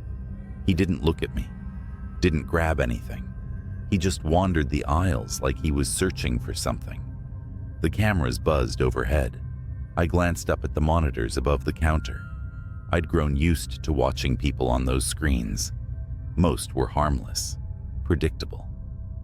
But as I scanned the feeds, my stomach turned. There was a glitch in the camera. A second figure flickered into view behind the man. Tall, thin, its limbs too long for its body. Its head tilted unnaturally as it watched him. I blinked hard, thinking it was a software issue. But when I looked back up, the figure was gone. The man finally approached the counter, dropping a pack of gum and a small black notebook onto the surface. I rang him up, barely able to meet his eyes. "You working alone tonight?" he asked. It was a simple question, but the way he said it made my skin crawl. His voice was low, grating, like the sound of gravel under tires. "Yeah," I replied, regretting it instantly. He grinned, revealing teeth that were uneven and stained. He paid in cash, shoved the change into his pocket, and left without another word. But as the door swung shut, I noticed something he'd left behind. The notebook. It was small and weathered, its cover marked with a symbol I didn't recognize. My gut told me to leave it alone, but curiosity got the better of me. I flipped it open. The pages were filled with numbers, rows and rows of handwritten code that made no sense to me. Then at the bottom of one page, I saw something that made my breath hitch. "Do not stay until 3:17 a.m. I glanced at the clock. It was 2:48. For the next 29 minutes, I tried to shake it off as some kind of prank. But as the hour approached, strange things began to happen. The lights flickered, longer than usual. The cameras in the corner started to glitch again, showing static interspersed with brief, distorted images of the store. And then there were the noises, soft, guttural whispers that seemed to come from nowhere and everywhere at once. At 3:16, the power went out completely. The store plunged into darkness, save for the faint blinking glow of the exit sign. And then the door chimed again. The chime echoed unnaturally in the silent store. My stomach knotted as the air around me turned cold, like I'd stepped into a meat locker. I fumbled for my phone, using its flashlight to scan the darkness. The aisles stretched out like corridors to nowhere, and the shadows seemed to writhe at the edges of the beam. "Hello?" My voice sounded small, trembling. No answer. The chime came again. The door hadn't opened. It was still shut, but the sound repeated over and over, like someone was walking in and out, or something was toying with me. Then a sound from the back room, a dragging noise, heavy and wet, like a sack of meat being pulled across the floor. My body froze, my breathing shallow. The noise stopped, replaced by a faint clicking sound, like fingernails tapping glass. I slowly aimed my flashlight toward the office door. It creaked open, just a crack, revealing only darkness within. "Who's there?" I whispered, barely audible even to myself. A voice answered, low and distorted. "You should have left." I nearly dropped my phone. The voice came from everywhere, above me, behind me, inside me. I took a step back, my heel catching the edge of the counter. That's when I saw it on the cameras. The monitors, somehow still active despite the power outage, showed the store from every angle, and in every feed, it was there. The thing I'd seen earlier, flickering like a broken signal. It stood impossibly tall, its head brushing the ceiling. Its body was grotesquely elongated, with limbs that bent in ways no humans should. Its face was nothing but a void, darker than the surrounding shadows.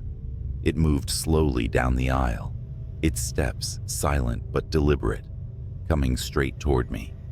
I spun around, shining my light. Nothing was there. Yet on the cameras, it was only feet away. My fight or flight instincts kicked in, and I bolted for the back door.